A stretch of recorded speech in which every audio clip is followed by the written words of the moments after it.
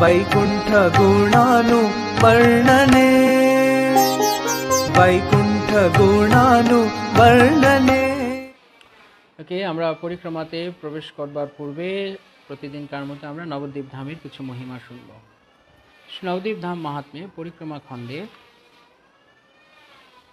এই নবদ্বীপের কথা বলা হচ্ছে। শ্রী ভক্তিময় ঠাকুর তিনি বলছেন, ব্রহ্মায়াদি দেবগণে অন্তরিক্ষ হইতে নবদ্বীপবাসীগণে পূজে নানাবতে। যারা এই নবদ্বীপ ধামে রয়েছে, নবদ্বীপবাসী যারা নবদ্বীপ ধামের প্রকৃতপক্ষে ধাম বাস করছে, ব্রহ্মা আদি দেবগণ তারা ঊর্ধ্বলোক থেকে তারা এই নবদ্বীপ মণ্ডলকে প্রতিদিন তারা নবদ্বীপ মণ্ডলের অধিবাসী যারা তাদেরকে আরাধনা করেন, পূজা করেন। ব্রহ্মা বলে কবে মোর হেন ভাগ্য হবে, নবদ্বীপে তৃণ কলেবর পাব যবে। ব্রহ্মা বলছেন, ব্রহ্মা তিনি নবদ্বীপ ধামে তিনি এতই অনুরক্ত নবদ্বীপ ধামের প্রতি, তাই তিনি বলছেন আমার কবে সেই দিন হবে যখন আমি ব্রহ্মত্ব পদ ছেড়ে আমি ব্রহ্মারূপে আমাকে আর চাকরি করতে হবে না। এখন আমি চাকরি করছি তাই বলে আমি ব্যস্ত, কোনো চাকরি আর করতে হবে না। আমি আলাইন অনন্ত অনন্ত দেশ। এই একজন ভক্তকে পাওয়া গেল অনন্ত অনন্ত দেশ, বাহ, সব দেশের ভক্তরা আছে। ব্রহ্মা বলছেন যে আমি ফ্রি হব, আমার কোনো দায়িত্ব থাকবে না, কাজের দায়িত্ব থাকবে না। আমি নবদ্বীপে যাব আর আমি গৌর নাম জপ করব, নবদ্বীপে তৃণগুল্ম হয়ে আমি থাকবো, তবু ভালো। কবে নবদ্বীপে তৃণকলেবর পাব, শ্রী গৌর চরণ সেবা করে যতজন, তা সবারও পদরেণু লোভিব তখন। কেন আমি তৃণগুল্ম হব? তৃণগুল্ম হওয়ার একটা লাভ রয়েছে। যদি আমরা মানুষ হই তাহলে আমাদের অনেক অহংকার থাকবে, আমরা সহজে কারোর চরণ ধূলি গ্রহণ করতে চাই না, কারোর কাছে নত হতে আমরা সহজে চাই না। কিন্তু যদি আমরা তৃণগুল্ম হয়ে যাই তবে আমরা তাদের পদধূলি সহজে পাব, কেননা তখন তো আমাদের অহংকার করা কিছু নেই এবং ভক্তরা তারা আমাদের উপর দিয়ে পা দিয়ে যাবেন, চরণ দিয়ে যাবেন, তখন আমরা তাদের চরণধূলি পাব। ঠিক যেমনটা উদ্ধব বাসনা করেছিলেন বৃন্দাবনে গিয়ে। উদ্ধবের ব্রজবাসীদের ভক্তি দেখে নিজেকে অত্যন্ত হীন দিন মনে হয়েছিল, তখন তিনি বাসনা করেছিলেন যে কৃষ্ণ যদি আবার আমাকে জন্ম দাও তবে ব্রজের ধূলিকণায় আমাকে গুল্ম করে, ঘাস করে, তৃণগুচ্ছ করে আমাকে জন্ম দিও, যাতে করে ব্রজবাসীরা যখন তোমার বিরহে তারা উন্মত্তের মতো ছুটোছুটি করতে থাকবে, কোথায় কৃষ্ণ, কৃষ্ণ কোথায়, এদিক ওদিক তারা ছুটতে থাকবে, তখন তারা আমার উপর দিয়ে মারিয়ে যাবে, আমার উপর দিয়ে তারা মারিয়ে যাবে। তাই জন্য যদি আমি গুল্ম হই তাহলে আমি সহজেই কোনো রকম বড় ধরনের তপস্যা ছাড়াই আমি তাদের অনেক প্রয়াস ছাড়াই আমি তাদের চরণধূলি পেতে পারবো। কিন্তু কথা হচ্ছে বৃন্দাবনের গুল্ম হয়ে জন্ম নেওয়া অনেক ভাগ্যের ব্যাপার। অনেক অনেক সুকৃতির ফলে কেউ ব্রজে বা নবদ্বীপে তৃণগুল্ম হয়ে জন্মগ্রহণ করে।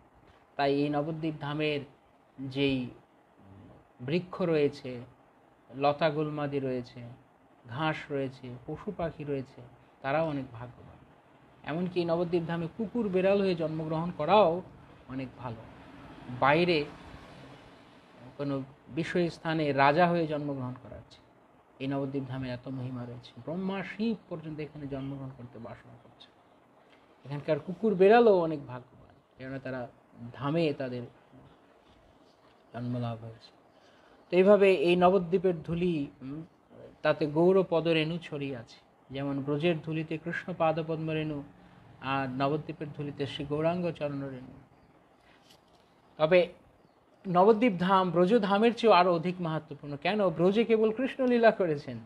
আর আমরা প্রথমে পড়ছিলাম না নবদ্বীপ ধাম মাহাত্ম্য প্রথম দিন একদম ফার্স্ট ক্লাসে, যে এই নবদ্বীপ ধামে সমস্ত অবতারগণ তারা আবির্ভূত হন, এবং আমরা কিন্তু তা দেখছিও। এক একটা দ্বীপে দ্বীপে আমরা পরিক্রমা করছি আর সেখানে দেখছি যে কত মহাত্মারা সেখানে তাদের দর্শন পেয়েছেন। সত্যযুগ, ত্রেতা যুগ, দাপর যুগ, সব যুগের অবতারেরাই এবং তাদের পার্শ্বদেরাই সেখানে আসছেন। তো এই নবদ্বীপ ধামের ধূলি আরও অধিক মহিমামণ্ডিত। শ্রী গৌরমণ্ডল ভূমি যে বা জানে চিন্তামণি, তার হয় ব্রজভূমে বাস, তার হয় ব্রজভূমে বাস। যে গৌর মণ্ডল ভূমি, শুধু নবদ্বীপ ধাম নয়, পুরো গৌর মণ্ডল ভূমি, যেখানে যেখানে গৌরাঙ্গ মহাপ্রভু পার্শ্বদেরা তারা আবির্ভূত হয়েছেন, সেই কানাই নাটশালা থেকে শুরু করে বাংলাদেশের চট্টগ্রামের মেখলগ্রাম, পুণ্ডরিক ধাম এবং আরেক প্রান্তে রেমুনা থেকে শুরু করে বাংলাদেশে শ্রীহট্ট, এই সমস্ত জায়গায় এই যে গৌরমণ্ডল ভূমি রয়েছে, পূর্ব পশ্চিম উত্তর দক্ষিণের এই সীমানা অনুযায়ী এই গৌরমণ্ডল ভূমি চিন্তামণি চিন্তা করার সঙ্গে সঙ্গে আমাদেরকে অভিপ্সিত ফল দান করে। তো ভক্ত কি চিন্তা করেন? সাবধানে বাসনা করতে হবে, ভুলভাল বাসনা করলে তারপর পস্তাতে হবে কখন আমরা কি বাসনা করে নিই, ঠিক নেই। তাই এমন বাসনা সেই বাসনাকে পূর্ণ করে যে বাসনা কৃষ্ণ অনুকূল বাসনা, কৃষ্ণ অনুরূপ বাসনা, সেই বাসনা। এইগুলো হচ্ছে চিন্তামণি।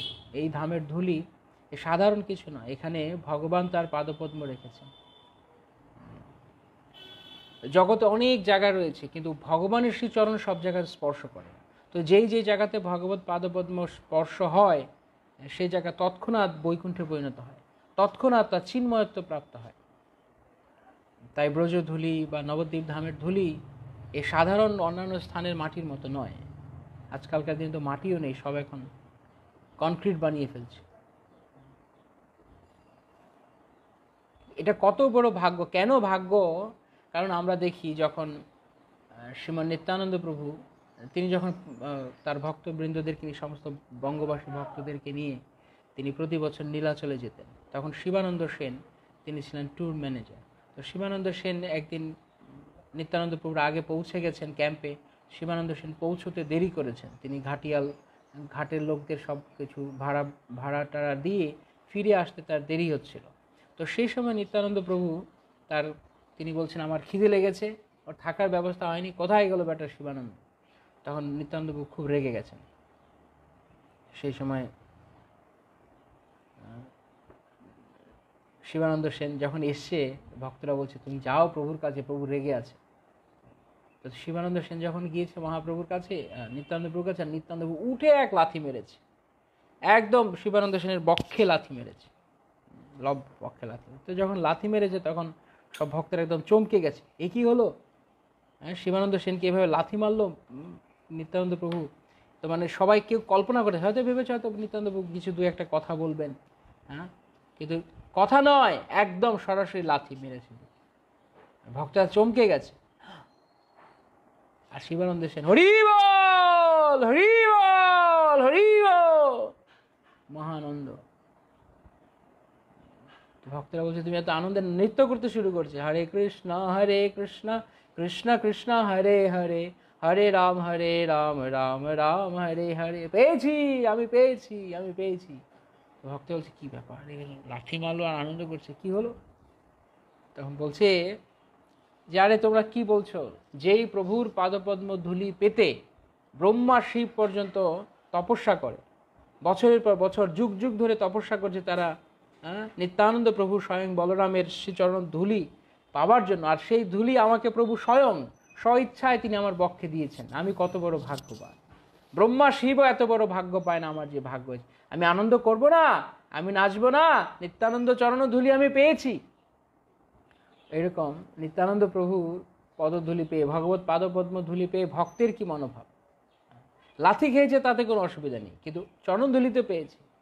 ঠিক একই রকমভাবে যখন আমরা ভগবানের শ্রীচরণ ধূলি সমন্বিত বা ভগবানের চরণ স্পর্শ হয়েছে যে এই সমস্ত জায়গা, সেই জায়গার ধূলি আমরা গ্রহণ করতে পারি, তখন আমাদের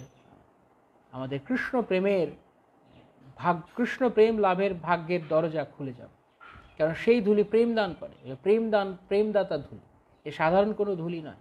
এই গৌর মণ্ডলের ধূলি, নবদ্বীপ মণ্ডলের ধূলি, তা প্রেম দান করতে পারে। কৃষ্ণ প্রেমদাতা এই ধূলি। জয় কৃষ্ণ প্রেমদাতা, গৌর প্রেমদাতা, নবদ্বীপ ধূলি কি জয়। তো সেই নবদ্বীপ ধূলির ব্রহ্মা বলছেন, তা সবার পদরেণু লোভিব তখন, হায় মোরে গৌরচন্দ্র বঞ্চনা করিয়া, ব্রহ্মাণ্ডের অধিপতি রাখিল করিয়া। ব্রহ্মা তিনি বলছেন যে আমি যে এত বড় পদ পেয়েছি এটা আমার দুর্ভাগ্য। হায় মোর পতি গৌরচন্দ্র, হায় মোরে গৌরচন্দ্র বঞ্চনা করিয়া, ব্রহ্মাণ্ডের অধিপতি করিল রাখিয়া। আমি যে এত বড় পদ পেয়েছি এটা আমাকে বঞ্চনা করেছেন ভগবান। ভগবান আমাকে তার সেবায় নামকাওয়াস্তে আমি সেবা করছি, কিন্তু আমি বড় পদে রয়েছি। আমি এরকম সেবা চাই না, আমি সাধারণ মানুষের মতো থাকতে চাই। আমরা মনে করি আমাদের আয়ু বাড়ুক, বেশি দিন বাঁচি, লোকে বলে আশীর্বাদ চায়, আয়ু যেন বাড়ে, আয়ুষ্মান ভব, আয়ু বাড়ুক তোমার, 60 120 বছর বেঁচে থাকো। ব্রহ্মার যে আয়ু 311 কোটি 400 লক্ষ বছরে, 411 লক্ষ বছরের যে আয়ু, দীর্ঘ আয়ু, তা কল্পনার অতীত। আমাদের বিচারে তো আমরা কল্পনা করতে পারবো। অথচ এত লম্বা আয়ু নিয়ে এত বড় পদে থেকে যিনি ব্রহ্মা সৃষ্টিকর্তা ব্রহ্মদেব, তিনি বলছেন যে আমাকে মহাপ্রভু বঞ্চনা করেছেন, কেন? পদ দিয়েছে। আর আমরা যেই পদ তারা ছেড়ে দিতে চায়, তারা হরিভজন করার জন্য পদ ছেড়ে দিতে চায়, আর আমরা হরিভজন করতে এসে আমি পদ পেলাম কি, কোন পদ পেলাম, কোন পোস্টে গেলাম, হ্যাঁ আমাকে লোক আমার পেছন পেছন লোক থাকে না কেন? দুর্ভাগ্য, মহা দুর্ভাগা তারা, মহা দুর্ভাগা যারা এখানে সেবা করতে এসে শুধু পদ খুঁজবে, ফলোয়ার্স খুঁজবে, কে তাকে তোয়াজ করলো, তার তোষামত করলো। কোনো রকমে কোনো জড়জাগতিক বস্তু ভগবত সেবার মতো, ভগবত সেবা অধিকারের যে ভাগ্য, তার ধারে কাছেও যেতে পারে না, ধারে কাছেও যেতে পারে না। পৃথু মহারাজ তিনি লক্ষ্মী দেবীর সঙ্গে তার মনের ভাবটা এরকম যে লক্ষ্মী দেবী যেন আমার এন্টি পার্টির মতো, কেননা আমি পদসেবা করতে চাই ভগবানের, আর লক্ষ্মী দেবীও ভগবানের পদসেবা করছে। মানে ভগবানের পাদপদ্ম সেবা লাভের জন্য, সেবায় অধিকার পাবার জন্য তারা এতটাই পাগল যে আমি কিভাবে সেবা অধিকার পাবো, সেবা কিভাবে করতে পারবো। পদ নয়, সব পদ ছেড়ে। অম্বরীশ মহারাজ শশাগড়া পৃথিবীর সম্রাট, কিন্তু সেই সাম্রাজ্য ছেড়ে তিনি ভগবত সেবা করছেন স্বহস্তে। করৌ হরের মন্দির মার্জনা দিশু, নিজের হাতে তিনি ভগবানের সেবা করছেন। কেননা সেবা এই জগতের সবচাইতে সর্বোত্তম বস্তু, সবচাইতে মূল্যবান বস্তু হচ্ছে ভগবত সেবা। এই সহজে ভগবান কাউকে তার সেবা প্রদান করেন না। তাই যারা যারা সেবা অধিকার পেয়েছে, ভগবত ভক্তি করার সুযোগ পেয়েছে, তারা যে কত ভাগ্যবান, তারা যে কত ভাগ্যবান। তা বলা হচ্ছে যে গৌরমণ্ডল ভূমিতে কেউ যদি কৃষ্ণ ভক্ত হয়, যে কোনো জায়গায়, শুধু গৌরমণ্ডল ভূমি নয়, গৌরমণ্ডল ভূমি স্পেশাল, কিন্তু এছাড়াও যদি কেউ কৃষ্ণ ভক্ত হয়, তাহলে স্বর্গ থেকে দেবদেবীরা তারা পুষ্প বর্ষণ করতে থাকে। এবার আমি আমার চোখে হয়তো দেখছি না, কিন্তু তারা ঠিক পুষ্প বৃষ্টি করছে ভক্তদের উপর। যে আমরা পারছি না, আমরা কৃষ্ণ ভক্তি অনুষ্ঠান করার সুযোগ পাচ্ছি না, আমরা হরিনাম করার সময় পাচ্ছি না, কারণ আমাদের বিভিন্ন কাজ দিয়ে ভগবান ব্যস্ত করে রেখেছেন, কিন্তু তারা ভগবত ভক্তি করার সুযোগ পাচ্ছে। তাই তাদের ভাগ্য দেখে তারা এত আনন্দিত হন যে তারা তাদের উপর পুষ্প বর্ষণ করে। আর ব্রহ্মা বলছেন আমাকে আমার পদ নিয়ে নাও। আজকে ব্রহ্মার পদে ছিলেন বলেই তার পদের অহংকার হয়েছে। যদি আজকে ব্রহ্মা না হতেন, তিনি কৃষ্ণকে বৃন্দাবনে পরীক্ষা করতে যেতেন? কখনো না। যদি ইন্দ্র আজকে দেবরাজ না হতো, তাহলে ইন্দ্র যেত ভগবানকে পরীক্ষা করতে 7 দিন 7 রাত বৃষ্টি দিতে? তাই পদ মানুষকে এরকম করে। তাই কোনো পদ চাওয়া, বড় হতে চাওয়া, এগুলো নিজে খাল কেটে কুমির আনার মতো, নিজের পায়ে নিজে কুড়ুল মারার মতো। তাই ভগবান যেভাবেই সেবা দিন না কেন, ভক্ত তাতেই সন্তুষ্ট থাকে, যেরকম ভাবে তিনি থাকুন। গুন্ডিচা মন্দির মার্জনে আমরা যখন গুন্ডিচা মার্জন লীলা পড়ছিলাম জুলাই মাসে, আপনাদের মনে আছে, সেখানে আমরা দেখছিলাম যে শ্রী চৈতন্য চরিতামৃতে বর্ণনা রয়েছে যে কিভাবে ভগবান শ্রী চৈতন্য মহাপ্রভু তিনি সমস্ত ভক্তদেরকে, তার পার্শ্বদেরকে বললেন, সবাই তোমরা ময়লা পরিষ্কার করো, আবর্জনা এক জায়গায় করো, আমি দেখতে চাই কার কত আবর্জনা জমেছে। এই যে ধোয়া পাকলা লীলা চৈতন্য চৈতন্য মহারাজ বলা হচ্ছে, এটা হচ্ছে ধোয়া পাকলা লীলা। এই ধোয়া পাকলা লীলা কারা করে? এরা ঝাড়ুদার ধরনের, তারা ধোয়া পাকলা করবে না, কিন্তু মহাপ্রভু স্বহস্তে পরিষ্কার করে দেখাচ্ছে, নিজের হাতে মহাপ্রভু পরিষ্কার করছেন সব ভক্তদেরকে এঙ্গেজ করছেন এবং নিজেও করছেন। এবং তারপরে যেখানে যেখানে ভক্তরা করেছে ওখানে গিয়ে দেখছেন কতগুলো করে তারা ময়লা তারা জমাতে পেরেছে। তারপর মহাপ্রভু আবার নিজে গিয়ে তিনি তার উত্তরীয় কোণা দিয়ে আবার জায়গা জায়গা সূক্ষ্ম ময়লাগুলো তিনি পরিষ্কার করছেন। তো এইভাবে ভগবান তিনি নিজেই এই এই ঝাড়ু দিয়েছেন। আর আমরা না না না আমি ঝাড়ুদার কেন হবো, আমি এত নিম্ন সেবা কেন করবো, আমি বড় সেবা করব, আমি সংকীর্তন লিডার হব, আমি ভক্তিবৃক্ষ ইনচার্জ হব, আমি নামহট্ট চক্রবর্তী হব, আমি টেম্পল প্রেসিডেন্ট হব, আমি বুক ডিস্ট্রিবিউশন ইনচার্জ হব, ম্যানেজার হব, টেম্পল কমান্ডার হব, কনগ্রিগেশন লিডার হব, এটা আমরা ভাবছি। আর তারা ভাবছে আমি কিভাবে ঝাড়ুদার হব। কৃপা ঝাড়ু দিলে, ময়লা পরিষ্কার করলে নিম্ন সেবায় কৃপা লাভ করা যায়। নিম্ন জাতি, নিম্ন সেবা এগুলো ভালো, ভগবত ভক্তির অনুকূল। কেন অহংকার আসবে না সেবা করে? সেবার মধ্যে অনেক অহংকার চলে আসে না সময়। সেবা এমন যে অনেকে আছে যে যদি হয়তো নিজের কিছু নেই, কিন্তু নিজে এমন কারোর সেবা করছে বা এমন কারোর সঙ্গে থাকছে যে ভালো সেবা করে, যে বড় সেবা করে, তাই তার সঙ্গে থাকার দ্বারাও অহংকার হতে পারে। খুব সূক্ষ্মভাবে অহংকার কাজ করে। হয়তো কেউ দেখা গেল secretary to the temple president, secretary to the manager বা জিবিসি বা সন্ন্যাসী, তখন তার আলাদা অহংকার। কারণ সে সেক্রেটারি, সে তার সেবক, সে নিজে কিন্তু কিছু না, সে তার শুধু সেবক হতেই তার এত অহংকার। কেননা সে ভিআইপি কারোর সঙ্গে থাকে, নিজে ভিআইপি না হলেও কারোর সঙ্গে ভিআইপির সঙ্গে থাকলে এরকম অহংকার। আমি কোনো মহারাজের সেবক, আমি কোনো গুরুর সেবক, আমি কোনো বড় টেম্পল প্রেসিডেন্টের সেবক, তাতেই অহংকার। এত সূক্ষ্মভাবে এটা কাজ করে। তো যখন কেউ অহংকার করবে তাতে কি হবে? ব্রহ্মা তার প্রমাণ। ব্রহ্মা সৃষ্টিকর্তা, কিন্তু তিনি ভুলে গেছেন যে সমস্ত সেবার মধ্য দিয়ে কেবলমাত্র আমরা ভগবানের সন্তুষ্টি বিধানের চেষ্টা করছি, দ্বিতীয় আর কোনো উদ্দেশ্য নেই। তাই যে কারণে যখন কৃষ্ণ এইভাবে লীলা করছেন গো বাছুর, তখন ব্রহ্মা আশ্চর্য হয়েছে, এই কৃষ্ণ, এ ভগবান, কিভাবে সম্ভব? না, আমি দেখবো পরীক্ষা। কেন তার পরীক্ষা করার মনোভাব এলো? কেননা তিনি ছিলেন সৃষ্টিকর্তা। তিনি যদি আজকে সাধারণ মানুষ হতেন, তিনি ভগবানকে পরীক্ষা করার প্রশ্নই আসতো না।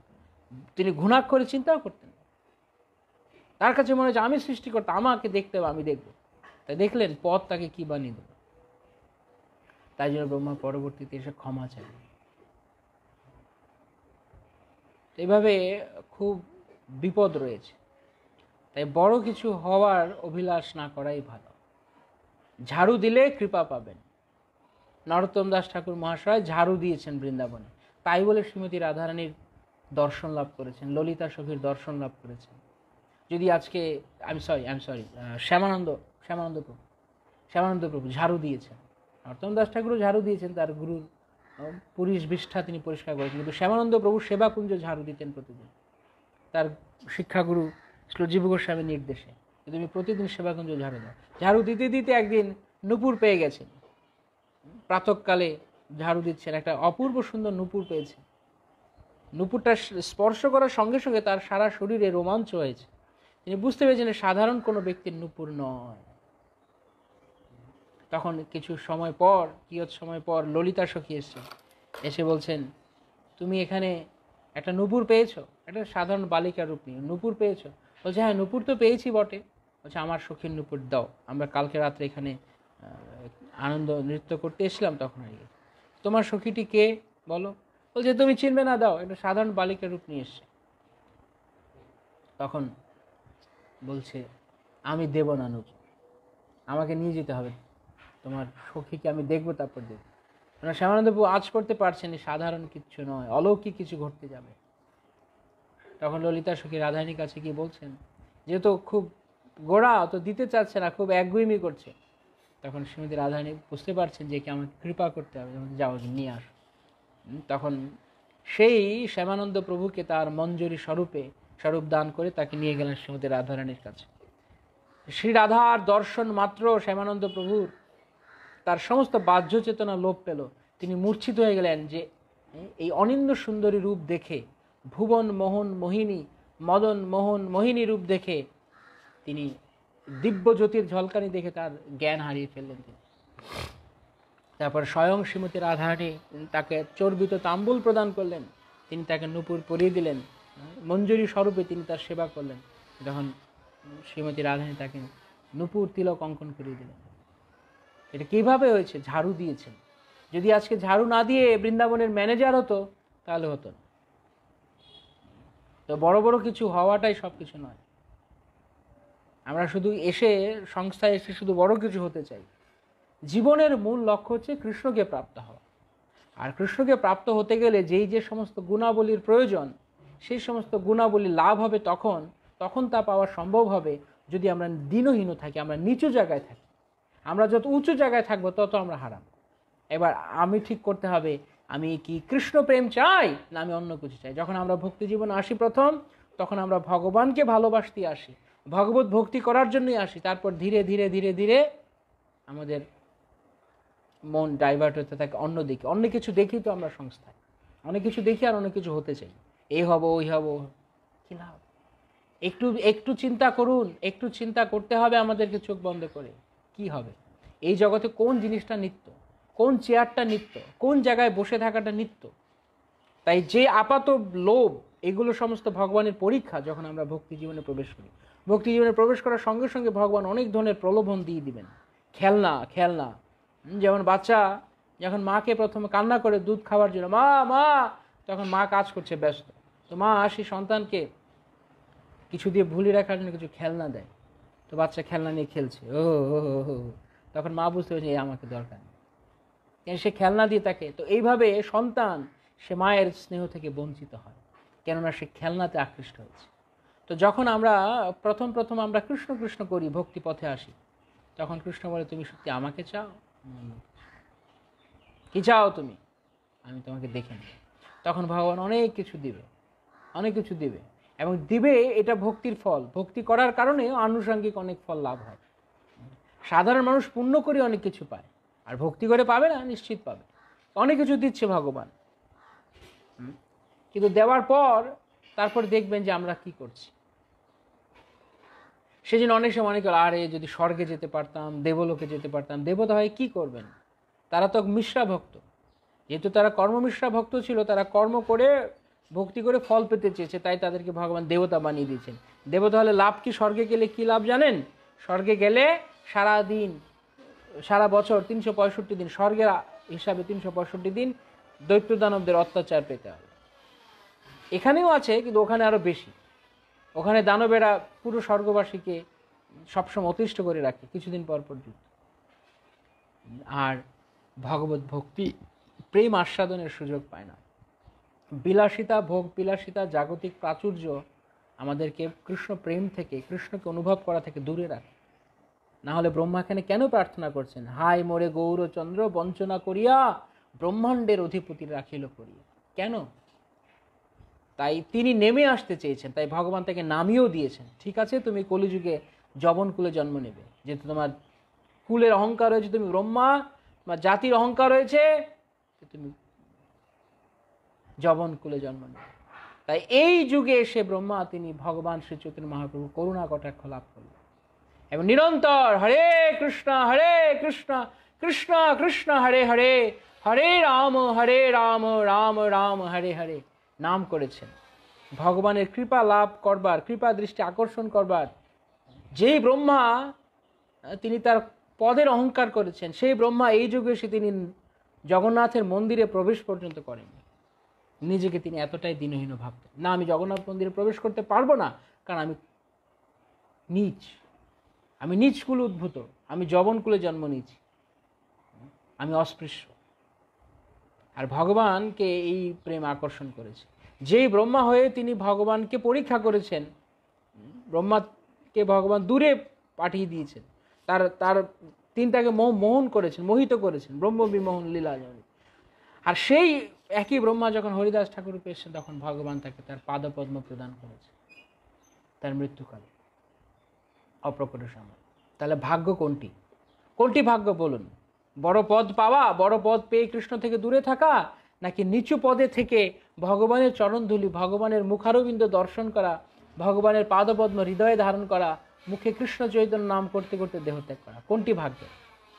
কোন ভাগ্য চান? বড় পদের ভাগ্য, না মৃত্যুকালে ভগবানকে দেখে, ভগবানের রূপ দেখে, নয়নে দেখিমু তোমার উচান্দ বদন, জিহ্বায় হৃদয়ে ধরিমু তোমার কমল চরণ, জিহ্বায় উচ্চারিমু তোমার কৃষ্ণ চৈতন্য নাম, এই মতো ইচ্ছা মোর ছাড়িমু পরাণ। আমি এইভাবে আমার দেহ ত্যাগ করব, আমি দুই নয়নে আমি তোমার রূপ দর্শন করতে থাকব, তোমার পদযুগল আমি আমার বক্ষে ধারণ করব, আর আমি মুখে শ্রীকৃষ্ণ চৈতন্য, শ্রীকৃষ্ণ চৈতন্য, শ্রীকৃষ্ণ চৈতন্য, শ্রীকৃষ্ণ চৈতন্য, শ্রীকৃষ্ণ চৈতন্য নাম জপ করতে করতে আমি দেহ ত্যাগ করব। এই হচ্ছে ভক্তের অভিলাষ, ভক্তের বাঞ্ছা। আর আমাদের বাঞ্ছা কি মৃত্যুকালে সবাইকে ডাকো, ফোন করো, চিঠি পাঠাও, ফোন করো, ইমেল লিখো, সবাইকে চলে আসতে বলো, যে যেখানে আছে সবাইকে এক ঝলক দেখতে চাই। দেখে কি করবেন? আমরা দেখে কি করব? যাদের দেখবো মৃত্যুকালে, দেখতে দেখতে যাব, তাদের দেখে কি আবার তাদেরকে পাবো? তাদেরকে পাবো? আমাদের সম্পর্ক ছিন্ন হয়ে যাবে, শেষ। তো দেখে কি করব? না, শেষ দেখাটা দেখে যায়, মনে হয় যেন এই দেখার ইমপ্রেশনটা যেন সে নিয়ে যেতে পারবে, এমন একটা ভাব। শেষ দেখাটা দেখে যায়, মনের শান্তি। এইভাবে জাগতিক বিষয় লোক কত মূর্খ, মৃত্যুকালে সবাইকে একটু দেখতে চায়, ছেলে পিলে যারা আছে, নাতি নাতকর, সবাইকে একসঙ্গে নিয়ে একটু আনন্দ করতে করতে মরছে। মরবই তো, আনন্দ করতে করতে মরবই তো, একটু এই করে না, এইরকম নয়, এরকম মৃত্যু নয়। আমরা সেই মৃত্যু চাই যখন আমরা কৃষ্ণ ভজন করতে করতে, কৃষ্ণ নাম ভক্ত সঙ্গে, সমস্ত ভক্তরা হরিনাম কীর্তন করবেন। শ্রীল হরিদাস ঠাকুর যখন দেহত্যাগ করছে, সমস্ত ভক্তগণ হরিবল হরিবল হরিবল হরিবল হরিবল হরিবল হরিবল ধ্বনি করছে চতুর্দিকে, তারা হরিনাম করছেন। সেই মহা আনন্দের মধ্যে মৃদঙ্গ করতাল সহযোগে ভক্তরা আনন্দ নৃত্য করছেন। এই হচ্ছে মৃত্যু। সাধারণ লোকের বোধগম্য হবে না, সাধারণ লোক তা বুঝতে পারবে না। সাধারণ লোক কেন বুঝতে পারবে না? কারণ সাধারণ লোকের ধারণা হচ্ছে মরার সময় সব গোষ্ঠীকে দেখব, 14 গোষ্ঠীকে দেখব, তাহলে আমার ভালো লাগবে। কিন্তু আপনি তাদের দেখে শুধুমাত্র কষ্ট পাবেন। আর সবাই আসবে, একটু আতুপুতু করবে, একটু আহারে আহারে কান্নাকাটি করবে, আর লোকেরা মনে করছে আহা কত মায়া, কত প্রেম, যেন স্নেহ, যেন। মূর্খ, 1 নাম্বার মূর্খ মৃত্যুকালে এরকম। মৃত্যুকালে প্রকৃত মৃত্যু কাকে বলে? প্রকৃত বান্ধব কে মৃত্যুকালে? মৃত্যুকালে প্রকৃত বান্ধব কে হতে পারে? এই এসে যারা আতুপুতু করবে তারা বান্ধব নয় মৃত্যুকালে। মৃত্যুকালে সেই প্রকৃত বান্ধব যে কৃষ্ণ স্মরণ করাবে। যেমন ঈশ্বরপুরীপাদ, তিনি তার গুরুদেব মাধবেন্দ্র পুরীপাদের অপ্রকটের লীলায় রয়েছে। সে সময় ভক্তির রসামৃত স্বামী মহারাজ মায়াপুরের শ্রবণ মেলায় তিনি বলছিলেন যে যখন মাধবেন্দ্র পুরীপাদ তিনি দেহ ত্যাগ করছেন, তখন অনেক শিষ্যরা তার পাশে রয়েছে, কিন্তু কেউ তার প্রকৃত কল্যাণ বিধানের জন্য নয়। একজন কেবল ঈশ্বরপুরীপাদ, একজন এসে বলছে, রামচন্দ্রপুরী এসে বলছে, আপনি কান্না করছেন কেন? উনি কান্না করছে, ওই দীন দয়ার্দ্রনাথ মথুরানাথ হে, কদাবলোকস্যেদ তদলোক কাতরম হৃদয়ম দ্বৈত ব্রহ্মতি কিম করম মহম। হে মথুরানাথ, হে দ্বৈত, হে প্রেম, হে প্রেমিক পুরুষ, হে আমার প্রেমাস্পদ, কবে আমি তোমার অদর্শনে আমার হৃদয়, আমার সমস্ত অঙ্গ কাঁপছে, কবে আমি তোমার দর্শন পাবো আবার প্রভু? আমি কি করব তোমার অদর্শনে? এই কথা বলে তিনি কান্না করছেন। তখন রামচন্দ্রপুরী বলছে, আরে আপনি কান্না করছেন কেন? ভগবান আপনি স্বয়ং ভগবান।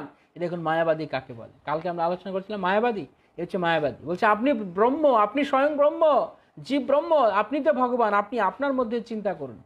তখন মাধবেন্দ্র পুরীপাদ বলছে, এইটা মূর্খ, তুই আমার সামনে থেকে বেরো, তোর মতো মায়াবাদীর মুখ দেখে যদি আমি মরি তাহলে আমাকে নরক যেতে হবে, তুই দূর হয়ে যা আমার সামনে থেকে। শিষ্যকে পরিত্যাগ করেছে। আর সে সময় ঈশ্বর পুরীপাদ সেখানে ছিলেন। তিনি তখন শ্রী রাধা মাধবের অন্তরঙ্গ লীলার বিরহ গীতি শ্রবণ করাচ্ছেন। আহা! আর মাধবেন্দ্র পুরীপাদ আরো আনন্দ পাচ্ছেন, কৃষ্ণ বিরহ আরো কান্না করছেন। তো ঈশ্বর পুরীপাদ তিনি মৃত্যুকালে তাকে কৃষ্ণ স্মরণ করেছেন, কৃষ্ণর বিরহ লীলা শ্রবণ করিয়ে তার হৃদয়ে আরো কৃষ্ণকে জাগরুক করিয়েছেন। তিনি নিজেই কৃষ্ণ ভক্তি কল্পতরুর মূল, তারপরেও তাকে তিনি আরো কৃষ্ণ কথা শোনাচ্ছেন। এবং কৃষ্ণের বিরহে মাধবেন্দ্র পুরীপাদ কৃষ্ণের বিরহে ক্রন্দন করছেন, কারোর বিরহে নয়, অন্য কারোর বিচ্ছেদ যন্ত্রণায় নয়। তো এই সৌভাগ্য বা এই এই উপকারটি কে করলেন? ঈশ্বর পরিবার। তাই প্রকৃত উপকার মৃত্যুকালে হচ্ছে এইটাই যে খাতাপত্র নিয়ে আসো, উইল করো, কাকে কাকে দেখবে বলো, লিস্ট দাও, ফোন করি সবাই আসুক, তা নয়। যদি কারো আপনি কোনো মঙ্গল করতে চান কারো মৃত্যু সজ্জায়, তাহলে তার কাছে গিয়ে হরিনাম করুন, তাকে কৃষ্ণ নাম শ্রবণ করান, তাকে কৃষ্ণ দর্শন করান, তার চোখের সামনে ভগবানের কোনো ছবি ধরুন, ভগবদ গীতা পাঠ করুন, হরিনাম করুন, ভক্তদেরকে একসঙ্গে রাখুন, কীর্তন হোক, সেখানে দিব্য পরিবেশে সে মৃত্যুবরণ করুক। কারণ সারা জীবন যদি সে কিছু নাও করতে পারে, অ্যাটলিস্ট মৃত্যুর সময় যদি সে কৃষ্ণকে স্মরণ করে, নিশ্চিত অন্তকাল চ মামেব স্মরণ মুক্তা কলেবরম। তাহলে প্রকৃত পরোপকার কারোর সঙ্গে মানে তথাকথিত স্নেহ ভালোবাসার কথা বলে নয়, মৃত্যুকালে কাউকে এইভাবে দিয়ে নয়। অনেকে আছে মৃত্যুকালে যখন বয়স হয়ে যায় তখন, আরে আমার কি হবে, আমার ছেলেগুলো কি, সয় সম্পত্তিগুলো কে দেখবে, কে আমার সবকিছু রক্ষণাবেক্ষণ করবে, সারা জীবন ও করেছে, এখনো তাই ভাবছে। মৃত্যুকালে নিজের যাওয়ার কথা চিন্তা করছে না, সে কিভাবে ভাবছে আমার মৃত্যুর পর অন্যরা কিভাবে সবকিছু রাখবে, সে চিন্তা করছে।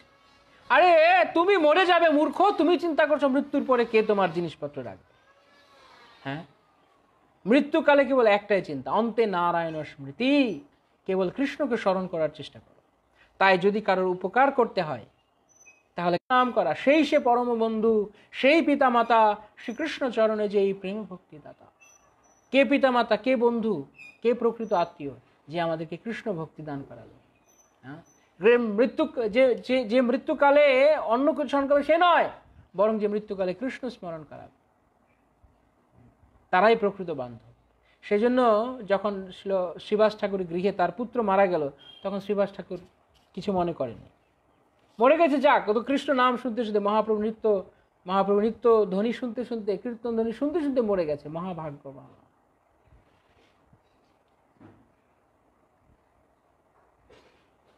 যদি অন্য কিছু নিয়ে আমরা মরতে চাই তাহলে বারংবার এই জন্ম মৃত্যুর চক্রে ঘুরতে হবে। আর যদি আমরা অন্তে নারায়ণের স্মৃতি বা কৃষ্ণ স্মৃতি আমাদের হয়, তাহলে আমাদের ভববন্ধন মোচন, উন্মুক্ত হয়ে গেল। এই যে শ্যাকলস রয়েছে, বার্থ অ্যান্ড ডেথ শ্যাকলস, এই শৃঙ্খল খুলে গেল। যে চক্রে আমরা ঘুরছি সেই চক্র থেকে আমরা বেরিয়ে গেলাম, নয়তো সেই চক্রের মধ্যে বারংবার পড়ে থাকতে হবে। তাই ব্রহ্মা বলছেন যে আমার কর্মগ্রন্থি কবে ছেদন হবে, কবে মোর কর্মগ্রন্থি হইবে ছেদন, অভিমান ত্যাজি মোর শুদ্ধ হবে মন। কবে আমার কর্মগ্রন্থি, আমি যে ব্রহ্মা হয়েছি কর্মফলে, কারণ আমি এমন কিছু করেছি, এমন বাসনা করেছি, তা আমাকে ভগবান ব্রহ্মা পদ বসিয়েছেন। কবে আমার সেই কর্মগ্রন্থি যাবে, কবে আমার অভিমান, এই যে ব্রহ্ম অভিমান, এই ব্রহ্ম অভিমান, বড় পদের অভিমান যাবে, আমি কবে আমার মন শুদ্ধ হবে। অধিকার বুদ্ধি মোর কবে হবে ক্ষয়, শুদ্ধ দাস হয়ে পাবো গৌর পদাশ্রয়। আমার অধিকার, আমি অধিকারী মানে কোনো কিছু করছে সে, এটা বড় পদে রয়েছে, পদাধিকার যে বলে। তো অধিকার বুদ্ধি মোর কবে হবে ক্ষয়, আমার যে বড় পদে রয়েছে এই বুদ্ধি আমার কবে যাবে আমার এই বুদ্ধি, কবে আমার হৃদয়ে নির্মল হবে। তো দেখুন পার্থক্য, যারা মহাত্মা তারা তাদের মনকে শীতল, পরিষ্কার করতে চায়, নির্মল করতে চায়, আর আমরা আমাদের মনের মধ্যে ইচ্ছে করে আর আবর্জনা ঢুকাতে চাই, পদের অভিলাষ করে। ধ্রুব মহারাজ আক্ষেপ করেছেন, ব্রহ্মা আক্ষেপ করছেন, সবাই আক্ষেপ করেছে যে আমি কেন চাইতে গেলাম। ধ্রুব মহারাজ আক্ষেপ করছেন, আমি কেন পদ চাইতে গেলাম, তাই কারণে আজকে আমাকে কৃষ্ণ তার সান্নিধ্য দিলেন না, তার সঙ্গে আমাকে নিয়ে গেলেন না। তাই দিনহীনভাবে যদি হরিভজন করবে কেউ, তবে তার জীবন সার্থক হবে। দেবগণ ঋষিগণ রুদ্রগণ যত, স্থানে স্থানে নবদ্বীপে বৈশে অবিরত, চিরকাল তপ করি জীবন কাটায়, তবু নিত্যানন্দ কৃপা শেষ হবে না পায়। দেববুদ্ধি যতদিন নাহি যায় দূরে, যতদিন দৈন্য ভাব মনে নাহি স্ফুরে, ততদিন শ্রী গৌর নিতাই কৃপাধন, ব্রহ্মা শিব নাহি পায় করিয়া যতন। যদি দেবতা হয়ে যায়, ব্রহ্মা শিব হয়ে যায়, কিন্তু দৈন্য ভাব হৃদয়ে না আসে হরিভজনে, তাহলে সে দেবতা হয়েও, ব্রহ্মা শিব হয়েও, তবু সে গৌর নিতাইয়ের কৃপা লাভ করতে পারবে না। সবচাইতে দিনহীন মনোভাব রাখতে হবে, অন্য জীবের প্রতি করুণাময় মনোভাব, নিজে সবচেয়ে দিনহীন এরকম মনোভাব। যেমন বাসুদেব দত্ত, এই মামগাছিতে, এই মধুদ্রুম দ্বীপে আমরা যেখানে এসছি পরিক্রমা করতে করতে, এখন এটা হচ্ছে বাসুদেব দত্তের শ্রীপাঠ রয়েছে। এই বাসুদেব দত্ত এবং মুকুন্দ দত্ত তাদের পূর্ব আশ্রম ছিল বাংলাদেশের চট্টগ্রাম জেলায় এই মেখল গ্রামে। তো সেখান থেকে পরবর্তীকালে তারা এই মামগাছিতে মধুদ্রুম দ্বীপে এসে বসবাস করেন। তো বাসুদেব দত্ত তিনি ভগবত ভক্তিতে তিনি এত মহান ছিলেন যে তিনি সবার কাছ থেকে তিনি প্রেম লাভ করবার জন্য সবার কাছে প্রার্থনা করতেন। বাসুদেব বড়, মুকুন্দ ছোট। তো মহাপ্রভু জিজ্ঞেস করছেন তোমাদের মধ্যে কে বড়? বাসুদেব বলছে মুকুন্দ বড়, কারণ মুকুন্দের সাথে মহাপ্রভুর আগে যোগাযোগ হয়েছে এবং মুকুন্দ মহাপ্রভুর সঙ্গে সবসময় থাকে। তো বাসুদেব বলছে ও বড়। তো কে বড়?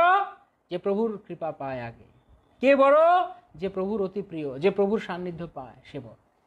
তো মহাপ্রভু বাসুদেবকে খুব ভালোবাসেন, খুবই পছন্দ করেন তাকে, তার দিনহীন মনোভাবের জন্য। সবসময় নিজেকে ছোট রাখা, অথচ নিজে বড়। একদিন বাসুদেব দত্ত মহাপ্রভুকে বলছেন, প্রভু একটা অভিলাষ আছে, একটা প্রার্থনা রয়েছে তোমার সামনে। কি প্রার্থনা?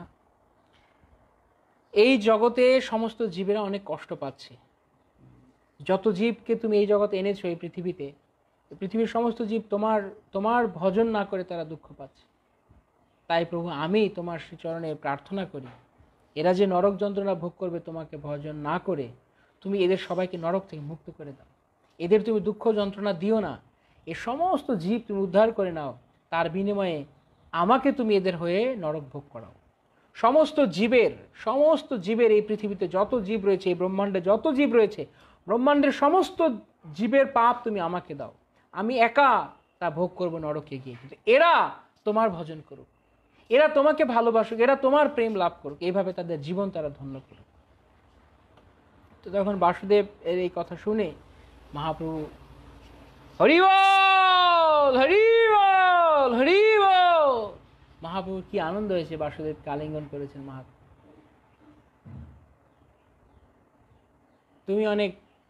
তোমার হৃদয়টা অনেক কোমল বাসুদেব, তুমি চাও যেন সবাই উদ্ধার হয়ে যাক। তুমি জীবের প্রতি কতটা তোমার দরদ, কতটা তোমার এই হচ্ছে প্রকৃত জীবে প্রেম, যে সমস্ত জীব উদ্ধার হয়ে যাক, ভগবত ধামে চলে যাক। এই জড়জাগতিক যেই উপকার, সে উপকার নয়। এখানে এসে রুটি খাওয়ানো, এখানে এসে কম্বল বিতরণ করা, এগুলো সাধারণ। এগুলো জীবকে জন্ম মৃত্যুর চক্রেই বেঁধে রাখবে, আর কিছু না। যেমন লোকেরা এই জগতে থেকেই ভালো বন্দোবস্ত করার চেষ্টা করে, ভালো গাড়ি, ভালো বাড়ি, ভালো থাকার ব্যবস্থা, কিন্তু লাভ কি? আদি দৈবিক, আদি আত্মিক, আদি ভৌতিক এই ত্রিতাপ ক্লেশ থেকে কি তারা মুক্ত হতে পারবে? ওই দিন দেখছি হঠাৎ করে অনলাইনে দেখছি বিদেশে একটা মার্সিডিজ বেঞ্চ বানিয়েছে। তো সেই মার্সিডিজ বেঞ্চটা এমন, সেই গাড়িতে ড্রাইভারকে ড্রাইভ করতে হয় না, শুধু বসে থাকতে হবে। সে চাইলে যখন তার ইচ্ছে করবে সে ঘুমাতে পারবে। অটো ড্রাইভিং রয়েছে, ওটা চালিয়ে দিয়ে সে ঘুমিয়ে যাবে গাড়িটা ঘুরিয়ে। মার্সিডিজ বেঞ্চ ট্রাক বের করেছে, ওখানে খাওয়ার ব্যবস্থা রয়েছে। ওখানে যখন তার দরকার সে যেভাবে খুশি ওইভাবে গাড়িকে মুভমেন্ট করবে। কিন্তু লাভ, আমি দেখে ভাবলাম যে মানুষ তার যে মেধা রয়েছে, ভগবান তাকে যে শক্তি দিয়েছে মেধা, এই মেধাকে সে ভগবত ভক্তিতে যুক্ত না করে কতটা সে অবাঞ্ছিত কাজ করে। ট্রাক তো এমনিতে রয়েছে, গাড়ি এমনিতে রয়েছে, মানে চালানো যায়। এই যে নিডসগুলো, এই যে কৃত্রিম চাহিদাগুলো মানুষ তৈরি করছে এখন, এগুলোর কি মানে আছে? ট্রাকের মধ্যে বসে তুমি ঘুমাবেই, তাহলে আমার কথা হচ্ছে, আমি ওটা দেখে ভাবছিলাম যে তুমি যদি ট্রাকে বসে ঘুমাবে, তা ট্রাকে বসে ঘুমাবি কেন মূর্খ? যদি ঘুমাতেই হয়, ঘরে বিছানা আছে, বিছানায় ঘুমা না, তা না করে সে ট্রাকের মধ্যে বসে ঘুমাবে। আর তাতে সে মনে করছে যে আমি কত বড় হয়ে গেছি, তাতে সে মনে করছে আমরা কত উন্নত হয়ে গেছি, জাগতিক বিষয়, জাগতিক সভ্যতা কত এগিয়ে গেছে। প্রভুপাদ বলছেন মডার্ন সিভিলাইজেশন হচ্ছে রাস্কেল সিভিলাইজেশন, ডিমন সিভিলাইজেশন। কেবলমাত্র মানুষকে কতগুলো কুকুর, বেড়াল আর অসুর বানাচ্ছে, আর কিছু নয়, আর কিছু নয়। জড়জাগতিক উন্নতি মানে এই সমাজ কেবলমাত্র চিটার আর চিটেরদের দিয়ে। এইগুলো যারা করছে তারাও চিটার, আর যারা এগুলো দেখে ভাবছো আমার এরকম লাগবে, তারাও চিটের, প্রতারক আর প্রতারিতের জগৎ, আর কিচ্ছু নয়। সে ঘুমাবে তো সে ঘরে বসে ঘুমা, তো ঘরে বিছানায় ঘুমা, বিছানা আছে না তা না, সে গাড়িতে ঘুমাবে। এটিকে একটা উন্নতি হলো? এটা কোন ধরনের উন্নতি হলো যে আমি ট্রাকে বসে ঘুমাবো? এটি উন্নতি মনে করছিস? হ্যাঁ, সে উন্নতি মনে করছে। যেমন মানুষ ফল খেয়ে, ফলের জুস খেয়ে আনন্দ পেতে পারে, তা না করে সে মদ খেয়ে আনন্দ পাচ্ছে। কত বড় মূর্খ, নিজেকে শেষ করছে। মানে লেখা আছে যে alcohol is injurious to health, smoking is injurious to health, smoking can cause cancer, তারপরেও সে তা করছে। এই হচ্ছে উন্নতি। আবার এইরকমভাবে এরকম নতুন নিত্য নতুন ধরনের নিকোটিন, সিগারেট কিভাবে খাবে বের করবে তা নয়। মানে যত তাড়াতাড়ি মৃত্যুর দিকে যাবে তত তারা উন্নত। কি উন্নত? যে যত তাড়াতাড়ি গাধা হতে পারবে, যত দ্রুত আপনি গাধা হবেন তত আপনি উন্নত। এটা হচ্ছে জড়জগৎ। সবকিছু আপনি দেখবেন আপনার চারপাশে, অবজার্ভ করেন, সত্যি কিনা। যত বেশি মূর্খামি করছে তত সে উন্নত। যে যত মূর্খ সে তত উন্নত। এখন তাকে লোক তত তালিয়া বাজায়। যে যত গাধা। কিছু কমেডি শো হয়, কমেডির মধ্যে সব দাঁত কেলায়, ওরাও দাঁত কেলায়, সবগুলো মিলে একসঙ্গে দাঁত কেলানি করছে, আর কিচ্ছু নয়। কিন্তু তাতেই তারা মনে করছে অনেক ভালো কিছু করছে। কিভাবে জীবনের সময় নষ্ট করছে, অমূল্য সময়।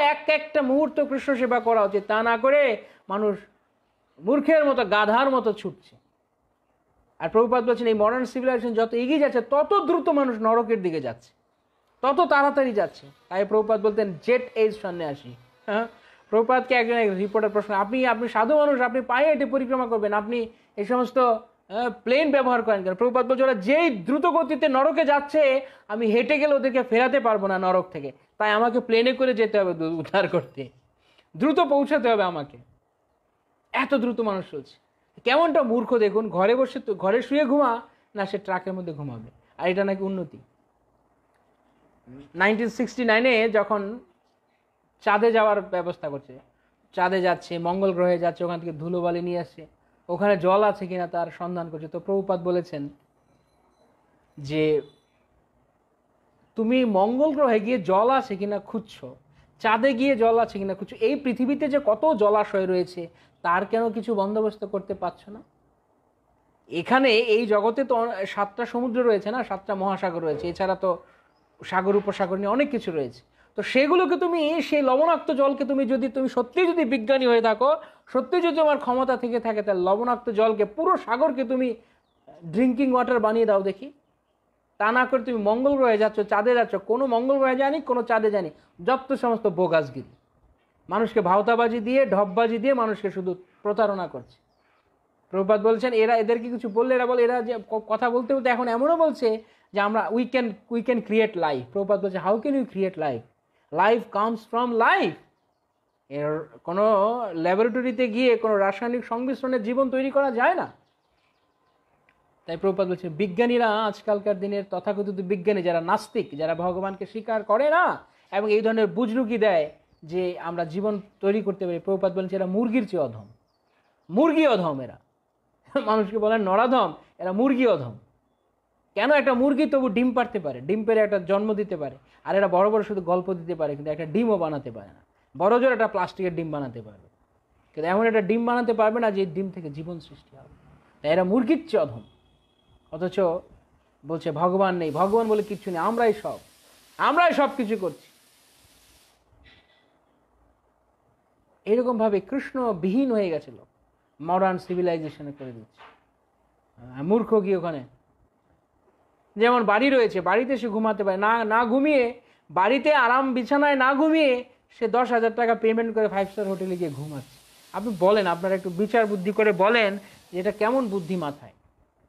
বলুন না, কি চিন্তা করলে কি মনে হয়? আমি বাড়িতে সুন্দর বিছানা রয়েছে, আমি ঘুমাতে পারি, তা না করে আমি 10,000 টাকা দিয়ে আমি 5 স্টার হোটেলে গিয়ে ঘুমাবো। এটা কোনো মানে বুদ্ধিমানের কাজ না, পাগল, পুরো মাথা মোটা লোক। যেমন এই যে একটা গাড়ি বের করছে মার্সিডিজ, সে গাড়ির মধ্যে ঘুমাবে। ট্রাক চলছে, তো তোমার গাড়িতে ঘুমানোর কি দরকার? তুমি বাড়িতে বসে ঘুমাও। আর ট্রাক যদি অটো ড্রাইভিংয়ে চলে, তাহলে ট্রাকের মতো চলতে দাও, তুমি ঘুমাও। আবার নিয়ম আছে, আবার ওখানে ঝামেলা হলে তখন আবার ড্রাইভারকে উঠতে হবে। তো শান্তি নেই, ঘুমাতে পারবে না, অ্যালার্ম বাজবে, পু পু পু পু পু পু অ্যালার্ম বাজবে, সামনে কোনো একটা বিপদ আছে, তোমাকে কন্ট্রোল করতে হবে। শান্তির ঘুমটাও ঘুমাতে পারবে না, সে মনে করছে আমি উন্নত হয়ে গেছে। তো এরকম প্রভুপাদ এই জন্য বলতেন তোমাকে চাঁদে মঙ্গলে গিয়ে জল খুঁজতে হবে না, ওখানে গিয়ে এখন নাকি মঙ্গল গ্রহে নাকি বাড়ি বরাদ্দ করছে, শুনেছেন আপনারা? আপনারা কেউ কিনেছেন নাকি? ওখানে প্লট প্লট বিক্রি করছে, ওখানে প্লট বিক্রি করছে মঙ্গল গ্রহে। এখানে জায়গা শেষ হয়ে গেছে, মানে হাসবো না কাঁদবো জানি না। এদের এদের দুর্ভাগ্য দেখলে কাঁদতে ইচ্ছা করে, আর এদের মূর্খামি দেখলে, এদের বোকামি দেখলে হাসতে ইচ্ছা করে। এখানে জায়গা শেষ, এখন মঙ্গল গ্রহে প্লট কিনছে। কবে দিবে? ও দিবে কোনো কালে, এখন এখন বুকিং দিন, আপনি পাবেন। কবে পাবেন? আপনার 25তম জেনারেশনে এসে পেতেও পারে। প্রভুপাদ বলছে শুধুমাত্র ব্লাফ, এই ব্লাফিং করেই তারা চলছে, একদিন জীবন আবিষ্কার করে। তো প্রভুপাদ বলছে who will believe in future? Even a child doesn't believe in future. আপনি যদি কোনো বাচ্চাকে বলেন, কোনো বাচ্চা যদি বলে কান্না করছে আমাকে একটা বল কিনে দাও, তো আপনি যদি বলেন তুমি এখন আমার কথা শোনো, তো আমি কালকে কিনে দেবো, আমার কথা শোনো, পড়াশোনা করো, কালকে কিনে দেবো, সেই বাচ্চাটাও আপনার ব্লাফ বিশ্বাস করবে না। এটা ব্লাফ হোক আর সত্যি হোক, সে ভবিষ্যৎ বিশ্বাস এক্ষুনি চাই, এই মুহূর্তে চাই। বাচ্চারা সরল বিশ্বাস এক্ষুনি চাই, ও কালকে বিশ্বাস করে না। তো প্রভুপাদ এবার বাচ্চারাও ভবিষ্যতে বিশ্বাস করে না, শিশুরাও ভবিষ্যতে বিশ্বাস করে না। আর আমরা যাদের মাথা রয়েছে, ঘিলু রয়েছে, আমরা এই সমস্ত ঢপবাজিতে বিশ্বাস করব যে তুমি একদিন জীবন আবিষ্কার কবে? আবার কোনো কোনো মূর্খ আবার এরকম বলছেন মানুষ নাকি বানর থেকে হয়েছে। তো প্রভুপাদ বলছে হ্যাঁ হতে পারে। যখন প্রভুপাদকে বিষয়ে জিজ্ঞেস করা হয়েছে যে মানুষ বানর থেকে হয়েছে, বানর থেকে বিবর্তনের মাধ্যমে মানুষ হয়েছে, প্রভুপাদ বলছে যে বলেছে ওর বাবা দাদা ওর ঠাকুরদারা বানর ছিল, হয়তো আমার বাপ ঠাকুরদা বানর ছিল না, আমি মানুষের বংশধর। যে বলেছে ওর বাপ দাদা বানরের বংশধর হতে পারে, কে জানে। ঠিক কি ধরনের মূর্খ! যদি বানর থেকে মানুষ হয় তাহলে এখন এর বানরগুলি মানুষ হচ্ছে না কেন? কিসের ভিত্তিতে সে বলছে বানরের সাথে মানুষের কিছু মিল আছে? কেন? কারণ কি জানেন? কারণ হচ্ছে এই শ্রীমদ্ ভাগবতের সিদ্ধান্ত অনুযায়ী যারা তমগুণাচ্ছন্ন লোক, এই যে সমস্ত সায়েন্টিস্ট যারা ভগবানকে স্বীকার করে না, এগুলো ঘোর তমসাচ্ছন্ন, মায়া অপরিত জ্ঞান। এরা সব আগের জন্মে বানর ছিল। বানর হচ্ছে তমগুণের। তো বানর থেকে যখন কেউ তমগুণাচ্ছন্ন লোক, তার পূর্বজন্ম সে ছিল বানর, এটা বুঝতে হয়। কেউ যখন রজগুণের, তখন সে পূর্বজন্মে সিংহ বা বাঘ ছিল। কেউ যখন সত্যগুণের, তখন সে পূর্বজন্মে সে গাভী ছিল। এটা ভগবত গীতার সিদ্ধান্ত, ভাগবতের সিদ্ধান্ত। তো এই যেহেতু এরা সব তমসাচ্ছন্ন, সব তামসিক, তাই এদের এদের পূর্বপুরুষ এরা বানর ছিল, এরা এই জন্য মনে করে বানর থেকে মানুষ হচ্ছে। কত বড় নিকৃষ্ট হলে মানুষ এই কথা বলতে পারে! মানব জাতিকে ভগবান কত সৌভাগ্য দিয়েছেন কৃষ্ণ ভজন করার। বলছে না তোমার ঠাকুরদা বানর ছিল। প্রভুপাদ বলছে তোর ঠাকুরদা বানর ছিল, আমার ঠাকুরদা কোনোদিন বানর ছিল না, কখনো না। বানর থেকে মানুষ, এটা কিভাবে সম্ভব? তাই যদিও তো বানরের সাথে কিছু সিমিলারিটি আছে বলে মানুষের মতো কাজ করে। পশু পাখি আমাদের চেয়ে অনেক ভালো, অনেক ভালো পশু পাখি, এবং তারা ভালো আছে। আপনি বিলাসিতা খুঁজছেন, আপনি রাস্তায় যান, যদি বিশ্বাস না আমার কথা, বা রাস্তায় আপনারা কখনো এরকম দৃশ্য দেখেছেন কি কেউ, যে রাস্তায় রাস্তায় অনেক কুকুর বেড়াল ঘুমিয়ে থাকে, শুয়ে থাকে, গাভী শুয়ে থাকে? দেখেছেন কখনো কুকুর বা ছাগল বা গাভী শুয়ে থাকে? কখনো আপনারা খেয়াল করেছেন? আপনি যখন গাড়ি চালিয়ে যাচ্ছেন, অনেক লোকেরা গাড়ি চালিয়ে যাচ্ছে, বাইক চালাচ্ছে, সাইকেল চালাচ্ছে, 4 হুইলার চালাচ্ছে, কিন্তু ওই গাভীর মতো সুন্দর বসে আছে একদম হাই রোডের উপরে, ন্যাশনাল হাইওয়ের উপরে। এরকম মাঝে মাঝে দেখা যায়। তাতে কি কোনো অসুবিধা নেই। গাভী কুকুর এর যারা ওখানে শুয়ে আছে ওদেরকে সাইড কাটিয়ে যায়, কখনো খেয়াল করেছেন? তো আমি মাঝে মাঝে ভাবি, যখন আমি রোডে দেখি, আমি ভাবি এরা নিশ্চিত মানুষের রোড পারাপার হতে গেলে কি করতে হয়? ডানে দেখবে, বামে দেখবে, আবার ডানে দেখবে, আবার বামে দেখবে, চিন্তা ভাবনা করবে, ট্রাফিক লাইট দেখবে। কিন্তু কুকুর বেড়াল গাধা গরু এসব নেই। তো ভিআইপি যদি হয়, আমার তো মনে হয় এসব পশুগুলো তারা ভিআইপি। কোন ভিআইপির জন্য কোনো ট্রাফিক সিগন্যাল বা কোনো গাড়ি দাঁড়িয়ে যাবে? একটা বড় লরি বা ট্রাক বা বাস দাঁড়িয়ে যাচ্ছে কেন? একটা গাভী হয়তো রোড পার করছে, বা একটা ছাগল বা একটা কিছু রোড পার করছে। তাহলে ভিআইপি কে? আপনারা চিন্তা করুন, আমি যদি পারোই, আমার জন্য গাড়ি দাঁড়াবে না? ও হর্ন মারতে থাক, পুম পুম পুম পুম, এই সরো সরো সরো, সাইড দাও। কিন্তু গাভী বা অন্য কোনো প্রাণী পারলের হর্ন দিলেও লাভ নেই, তো শোনে না। যেমন ছাগল দেখবেন, ছাগল যখন রোড পার হয়, আপনি যখন গাড়ি চালাবেন, তখন দেখবেন যে ও যে যাচ্ছে, লোক যে হর্ন দিচ্ছে, ও তবুও ওর মতো পার হচ্ছে, ওর মতোই পার হচ্ছে। মাঝে মাঝে গ্রামে দেখা যায়, আমরা যখন বিভিন্ন জায়গায় প্রচারে যাই, তখন গ্রামে হয়তো কোনো একটা গাড়িতে করে আমরা যাচ্ছি, তো গ্রামের রোডের মাঝখানে কয়েকটা ছাগল একসঙ্গে বসে রয়েছে, আরাম ছিল, শীতকাল, রোদ পোয়াচ্ছে, তো গাড়ি যাচ্ছে, হর্ন বাজাচ্ছে, জোরে জোরে হর্ন বাজাচ্ছে, কিন্তু ওর কোনো হেলদোল নেই, ও চুপচাপ ওখানে বসে আছে। তো নেমে, গাড়ি থেকে নেমে, আমার একবার এরকম মনে আছে, আমরা একবার একটা প্রোগ্রাম করে শিলিগুড়ি থেকে গুরু মহারাজের সঙ্গে আমরা, তো গুরু মহারাজ ওখান থেকে চলে গেলেন, আর আমরা মায়াপুরে ফিরছিলাম গাড়িতে করে। তো বর্ধমানের এদিকটায় একটা এরকম রাস্তায় মানে এতই হর্ন বাজানো হচ্ছে, ছাগল উঠছেই না কোনোভাবে, পুরো রোড ব্লক করা। তো ড্রাইভার প্রভুকে নেমে ছাগল সরিয়ে তারপর গাড়ি চালাতে হয়। তাহলে বলুন তো ভিআইপি কে? আমরা ভিআইপি, মানুষ ভিআইপি না ছাগল ভিআইপি এখানে? তো এখান থেকে আরেকটা শিক্ষা রয়েছে, আমি শিখলাম যে এই জন্য একে ছাগল বলা হয়, আমার যা মনে হয়। অনেকে বলে না তোর ছাগলের মতো বুদ্ধি, এতবার তোকে বলছি তবু তোর মাথায় ঢুকছে না কেন, এতবার হর্ন বাজানো হচ্ছে তবু সে সরছে না কেন, ছাগল। তো কাউকে ছাগল বললে রাগ করার কিছু নেই, যদি সে আসলে ছাগলের মতো বুদ্ধি থাকে তাহলে তাকে ছাগলই বলবে। যে মানুষের মতো বুদ্ধি, যার মানুষের মতো বুদ্ধি, সে তো চাঁদে গিয়ে, মঙ্গল গ্রহে গিয়ে ঘর বাড়ি বানাবে না, সেখানে প্লট বিক্রি করবে না। যারা চাঁদে বা মঙ্গল গ্রহে প্লট বানাতে চায়, সেখানে প্রাণের সন্ধান করে, তারা ছাগল, তারা মানুষ নয়। কারণ যে মানুষ, সে জানে যে আমার হরিভোজন করে ভগবদ্ধাম যেতে হবে, আমার চাঁদে গিয়ে বাড়ি বানানোর দরকার নেই, মঙ্গল গ্রহে আমার প্লট কেনার দরকার নেই। এতবার শাস্ত্র বলছে, এতবার ওয়ার্নিং দিচ্ছে সাধু বৈষ্ণব, তবু শুনছে না, তার মানে ছাগল, মাথায় বুদ্ধি নেই, মূর্খ, গাধা, যার ঘিলু রয়েছে মাথায়। সুভোগ স্বামী মহারাজ বলেন মাথায় গোবর ভর্তি, গোবর। এতবার শাস্ত্র ওয়ার্নিং দিচ্ছে, হরি ভজন করো, দুর্লভ মনুষ্য জন্ম হেলায় হারাইও না, হরি ভজন করো, হরি ভজন করো, তবু শুনছে না, মাথায় গোবর ভর্তি। আর যার মাথায় সত্যি অর্থে ঘিলু রয়েছে, মস্তিষ্ক রয়েছে, সে হরি ভজন করবে, কেন সে জানে জীবন অনিত্য জানো সার, তাহে নানাবিধ বিপদ ভার। তাই ওই মূর্খের পিছনে মূর্খরা ছোটে। ওই বানর যাদের পূর্বপুরুষ, তাদের পিছনে যাদের পূর্বপুরুষ বানর, তারাই ওদের গুণগান করে, ওদের নোবেল প্রাইজ দেয়, বিভিন্ন ধরনের থিওরি দেয়, আর নোবেল প্রাইজ নিয়ে চলে যায়। কি একটা বিগ ব্যাং থিওরি দিয়েছে, হঠাৎ করে পৃথিবী ব্লাস্ট হয়ে গেছে, আর একটা পিণ্ড ছিল, সেই পিণ্ড জ্বলন্ত অগ্নিপিণ্ড, একটা জ্বলন্ত পিণ্ড, সেটা ব্লাস্ট করে গেছে, সেটা ব্লাস্ট করে পৃথিবী হয়েছে। আর সেখানে সুন্দর সুন্দর নদী, নালা, গাছপালা, হ্যাঁ, পাহাড়, পর্বত, দেশ, কত সুন্দর সুন্দর কত কিছু হয়ে গেছে।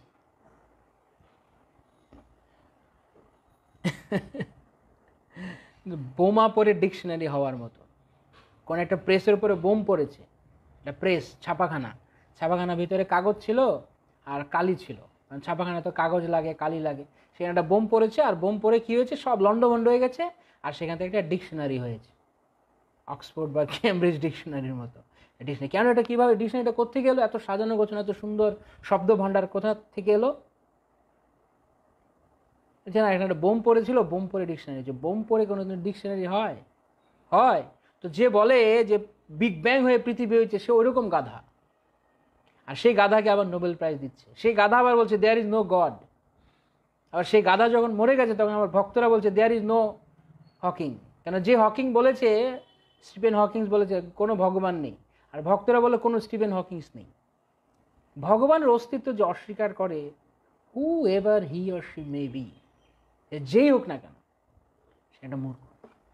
অথচ এই স্টিফেন হকিং এর মতো মূর্খরা যে পদার্থবিদ্যায় যে নোবেল প্রাইজ টাইজ পায়, এদের যারা গুরু, আইনস্টাইন, নিউটন, তারা পর্যন্ত ভগবানকে স্বীকার করে গেছে। আইনস্টাইন বলেছেন religion without science is fanaticism and sentiment, and science without religion is কি, উইদাউট সায়েন্স যদি রিলিজিয়ান হয় তাহলে সেটা হবে ফ্যানাটিসিজম, আর রিলিজিয়ান উইদাউট সায়েন্স কি হবে, ধর্ম ছাড়া যদি বিজ্ঞান হয় তাহলে তা কোনো তা মূর্খতা, তা কেবলমাত্র কতগুলো অপলাপ মাত্র। এইভাবে ধর্ম এবং বিজ্ঞানকে, প্রকৃতপক্ষে কৃষ্ণ ভক্তি হচ্ছে বিজ্ঞান। কারণ বিজ্ঞান মানে কি, যার রিয়ালাইজড নলেজ। ভগবদ্গীতায় ভগবান হচ্ছে সুসুখম কর্তুম অব্যয়ম প্রত্যক্ষাবগমম, তা তুমি তা রিয়ালাইজ করতে পারবে, নিজের জীবন উপলব্ধি করতে পারবে, হরিনাম করে আনন্দ তুমি উপলব্ধি করতে পারবে। রিয়ালাইজেশন মানে নলেজ যখন রিয়ালাইজড হয়, তখন তাকে বলে উইজডম বা বিজ্ঞান, প্রকৃত বিজ্ঞান। এই সমস্ত না করে মূর্খ লোকেরা এদের পেছনে ছুটছে, আধুনিকভাবে তারা জীবনযাপন করতে চাইছে। কেন? তারা কিছু না কিছু বানাচ্ছে। আরে তারা যে কিছু বানাচ্ছে, বানিয়ে আবার নোবেল প্রাইজ পাচ্ছে। কেউ আবার বাই চান্স থিওরি দিয়েছে। পৃথিবীর কীভাবে সৃষ্টি হয়েছে বলছে বাই চান্স হয়ে গেছে, বাই চান্স সৃষ্টি হয়েছে পৃথিবী, হঠাৎ করে সৃষ্টি হয়ে গেছে, কোনো কারণ নেই, পৃথিবীর সৃষ্টির কোনো কারণ নেই। শ্রীমদ্ ভগবদ্গীতায় ভগবান এই কথা বলছেন 16 অধ্যায়ে। যারা অসুরেরা, রাক্ষসেরা মনে করে যে এই জগৎ অসত্যম অপ্রতিষ্ঠম জগদাহু অনিশ্বরম, তারা মনে করে এই জগতের পেছনে কোনো কারণ নেই, কোনো স্রষ্টা নেই, এই জগৎ এমনি এমনি সৃষ্টি হয়েছে, এই জগৎ অসত্যম অপ্রতিষ্ঠম, এর কোনো প্রতিষ্ঠা নেই, আপনা আপনি সৃষ্টি হয়ে গেছে। পৃথিবীতে কোন জিনিসটা আপনা আপনি সৃষ্টি হয়েছে? কোন জিনিসটা আপনার, যেই মোবাইলে এখন আমি কথা বলছি এবং যেই মোবাইলে আপনারা শুনছেন, তা কি এটা কি আপনা আপনি এসছে? আপনা আপনি না কেউ ওটা বানিয়েছে? সব কিছুই কেউ না কেউ বানিয়েছে, আর বলছে না পৃথিবীটা এমনি সৃষ্টি, বাই চান্স সৃষ্টি হয়ে গেছে। আর প্রভুপাদ বলছে এইরকম থিওরি দিয়ে যারা নোবেল প্রাইজ পায়, তাদের নোবেল প্রাইজটাও বাই চান্স দিয়ে দেওয়া হয়েছে। বাই চান্স পেয়ে গেছে নোবেল প্রাইজটা, পাওয়া উচিত ছিল না, ওদের যোগ্যতা নেই, পেয়ে গেছে। আর আজকালকার দিন সবাই জানে, এটা ওপেন সিক্রেট, সবাই জানে যে নোবেল প্রাইজ মানে একটা শুধু পলিটিক্স, আর কিছু না। লবিং করতে হবে আপনাকে, এইসব প্রাইজের কোনো মূল্যই নেই, কোনো ভিত্তি নেই। কিসের কারণে প্রাইজ দেয়? তাকে প্রাইজ দেওয়া উচিত যে যার জীবনকে কৃষ্ণকে সমর্পণ করেছে। কিন্তু এই নোবেল প্রাইজ ওই রকম মহাত্মা ভক্তের চরণে যাবার ডিজার্ভ করে না, তাই ভক্তদের নোবেল প্রাইজ পাওয়ার দরকার নেই, তাদেরকে কৃষ্ণ পুরস্কৃত করে। কৃষ্ণ যাকে পুরস্কৃত করে তার কারো পুরস্কার, কারো প্রশংসা, কারো বাহবা পাওয়ার দরকার নেই, কেননা কৃষ্ণ তাকে ভালোবাসে। আর কৃষ্ণ যাকে অবহেলা করে তার হাজারখানা নোবেল প্রাইজ ঘরে থাকলেও লাভ নেই। মৃত্যুর সময় দেখবে এরকম অনেকে মরার সময় শ্বাসকষ্ট উঠে যায়, দম নিতে পারে না, আর দেখছে সব প্রাইজে ভর্তি। আপনারা মোহাম্মদ আলী নাম শুনেছেন না? মোহাম্মদ আলী যেই বক্সার ছিল, মোহাম্মদ আলী, কি হয়েছিল আপনারা জানেন তো? পার্কিনসন্স ডিজিজ হয়েছে। মানে স্নায়ু পেশিগুলো আর তার ঠিক ছিল না, সারা জীবন শুধু বক্সিং করে বেরিয়েছে। আর একসময় এমন হয়েছে পার্কিনসন্স ডিজিজে হাত নাড়াতে পারত না। কোথায় গেল সেই শক্তি? কোথায় গেল সেই শক্তি? তাই শক্তি দাতা হচ্ছে কৃষ্ণ। ভগবান চাইলে মুহূর্তের মধ্যে পঙ্গু করে দিতে পারে, সব কিছু নষ্ট করে দিতে পারে। তাই প্রতি মুহূর্তে ভগবানের কাছে দিনহীনভাবে শরণাগত থাকাটাই হচ্ছে লাভ। নয়তো নোবেল প্রাইজ লাভ নয়। বাড়িতে অনেক প্রাইজ লাগানো, অনেকের বাড়িতে গেলে প্রাইজ আর প্রাইজ, কত জায়গা থেকে কত অ্যাওয়ার্ড পেয়েছে। মৃত্যুকালে অ্যাওয়ার্ড রক্ষা করতে পারবে? কোনো কিছুই না। তাই ভজ গোবিন্দং ভজ গোবিন্দং ভজ গোবিন্দং মূর্খমতে। শঙ্করাচার্য বলছেন, মূর্খ, হে মূর্খের দল, গোবিন্দের ভজনা করো, গোবিন্দের ভজনা করো, গোবিন্দের ভজনা করো। এইভাবে জীবন নষ্ট করো না, গোবিন্দের ভজনা করো। মূর্খের মতো, মূর্খের দল, তোরা গোবিন্দের ভজনা কর। তো যারা শঙ্করাচার্যের অনুসারী তারা বলে এটা নাকি শঙ্করাচার্য ভক্তদেরকে বলেছেন। কেননা শঙ্করাচার্য বলেছেন, ও দেখুন মায়াবাদী, আমরা কালকে পড়ছিলাম না, মানে এক কথাকে কিভাবে তার আরেকভাবে ব্যাখ্যা করে, কিভাবে প্রহেলিকা বানায়, তা দেখুন। শঙ্করাচার্য বলছে, ওরে মূর্খের দল, রে মূর্খের দল, তোরা গোবিন্দের ভজনা কর, গোবিন্দের ভজনা কর, গোবিন্দের ভজনা কর। মৃত্যুকালে তোদের এই শুষ্ক তর্ক জ্ঞান, শাস্ত্র জ্ঞান, ব্যাকরণ, বিন্যাস, বাক্য জ্ঞান তোদেরকে রক্ষা করতে পারবে না। এই কথা বলেছেন। যারা শঙ্করাচার্যের অনুগামী, ওরা বলে যে এই কথা শঙ্করাচার্য ভক্তদের বলেছেন। কেন? কারণ শঙ্করাচার্য তো বলেছেন, ওরে মূর্খের দল, গোবিন্দের ভজনা কর। মূর্খের দল যারা, তারা গোবিন্দের ভজনা করবে, আর আমরা জ্ঞানী, তাই আমাদের গোবিন্দ ভজনা করতে হবে না। তো এই কথা প্রভুপাদ তিনি ব্যাখ্যা করেছেন যে ওরা এইভাবে এটাকে মিসইন্টারপ্রেট করে, যে যেহেতু মূর্খের দল তাই তোমরা গোবিন্দের ভজনা করো। এটা একটা কথা হলো, এটা একটা ক্লাস 2 এর বাচ্চাও বুঝবে এই কথাটার মানে কি। শঙ্করাচার্য বলছে, ওরে মূর্খের দল, তোমরা গোবিন্দের ভজনা, অর্থাৎ যে গোবিন্দের ভজনা করে না সে মূর্খ। আর ওরা এটাকে ব্যাখ্যা করছে, যারা মূর্খ তারা গোবিন্দের ভজনা করো, যারা জ্ঞানী তাদের গোবিন্দের ভজনা করতে হবে। এই হচ্ছে ওদের ব্যাখ্যা। বোঝা গেল মায়াবাদীরা কিভাবে। তাই এখন যারা গোবিন্দ ভজনা করে না তাদেরকে ভালো লাগবে, এই জন্য মায়াবাদীতে ভরে গেছে চতুর্দিকে। চতুর্দিকে মায়াবাদী ভরে গেছে। কালকে একজন ভক্ত প্রশ্ন করছেন মায়াবাদ বা নির্বিশেষবাদের মধ্যে পার্থক্য কী। মায়াবাদ শুধুমাত্র শঙ্করাচার্যের এই শুধুমাত্র শঙ্করাচার্যের অনুগামীরা তারা মেইনলি নির্বিশেষবাদী, আর মায়াবাদ যে কোনো কিছুতেই থাকতে পারে, যে কোনো সংস্থার মধ্যে মায়াবাদ থাকতে পারে। মায়াবাদী কেবলমাত্র শঙ্করাচার্যের অনুগামী হলেই নয়। যেমন প্রভুপাদ অনেক মঠ মিশনের নাম বলেছেন যে ওরাও মায়াবাদী, যেদিকে যাও যেদিকে হাঁটো ওই দিকে গেলেই ভগবান পাবে। তুমি যাবে বোম্বে, কিন্তু তুমি আমেরিকার প্লেন ধরো, তুমি বোম্বে গিয়ে উপস্থিত হবে। মূর্খ কাহিকা, মূর্খ কাহিকা। আমেরিকার প্লেন ধরেছে, বলছে আমি বোম্বে গিয়ে নামবো, আর মানুষ তাকে বিশ্বাস করে দেয়, চলো চলো আমরা ওইদিকে যাব। সবই এক, সবই এক, যেদিকে যাও সব এক। দেখুন কথাটার মধ্যেই না একটু একটু প্যাচ রয়েছে। উনি বলছেন যে তোমরা যেদিকে যাবে ততগুলো পথ পাবে। কথাটা কিন্তু একটু মারপ্যাচ আছে কথার মধ্যে। যেদিকেই যাও না কেন সেদিকেই পথ পাবে, ওটা হচ্ছে উনার কথার মিনিং। ততগুলো পথ আবিষ্কার হবে, তাই তো? যতগুলো মত আবিষ্কার করবে ততগুলো পথ আবিষ্কার হবে, কথাটা তো ঠিক। কিন্তু যারা বুঝতে পারছে না অথবা এইভাবে যারা এটাকে ব্যাখ্যা করছে না, এটার দ্বারা বোঝানো হচ্ছে যেদিকেই তুমি যাও না কেন সেদিকেই কৃষ্ণকে পাবে, সেদিক দিয়ে না। তাহলে ভগবান ভগবদ্গীতা বলছে ইয়ান্তি দেবব্রতা দেবান পিতৃন জানতি পিতৃব্রতা ভূতানি জানতি ভূতের যা মা জানতি মজ্জা জিনপিমান। কেবলমাত্র আমার উপাসনা করলে আমার কাছে আসবে, স্পষ্ট কথা। আমি যেদিক যাবো সেদিকে রাস্তা তো হবে, কিন্তু রাস্তা আমাকে গন্তব্যে পৌঁছাবে না আমাকে পগারে নিয়ে ফেলবে, সেটা হচ্ছে দেখার বিষয়। রাস্তা সব দিকেই রয়েছে, রাস্তা কি নেই? কোনো রাস্তা গেছে হাইওয়েতে উঠেছে, কোনো রাস্তা কানাগলিতে গিয়ে ঢুকেছে, কোনো রাস্তা গর্তে গিয়ে পড়েছে, কোনো রাস্তা নদীর ধারে গেছে, কোনো রাস্তা ভাগাড়ের দিকে গেছে, কোনো রাস্তা শ্মশানের দিকে গেছে। এক এক রাস্তা এক এক দিকে গেছে। এখন যেই রাস্তাতেই যাবেন সেদিকে গেলে আপনি একই পাবেন, এটা একটা কথা হলো? এটা মূর্খরাও এটা বোঝে। এটা সামান্য যারা একটু বুদ্ধি আছে, মূর্খ বুঝবে না, যাদের সামান্য বুদ্ধি আছে তারা বুঝবে, কিন্তু মূর্খ বুঝবে না। মূর্খ মনে না যাই করো না কোনো সব এক, যেদিকেই জল ঢালো সব এক। সব জায়গায় জল ঢালে, সব জায়গায় জল ঢালে এক যদি হতো তাহলে মানুষ গাছের গোড়ায় জল ঢালে কেন?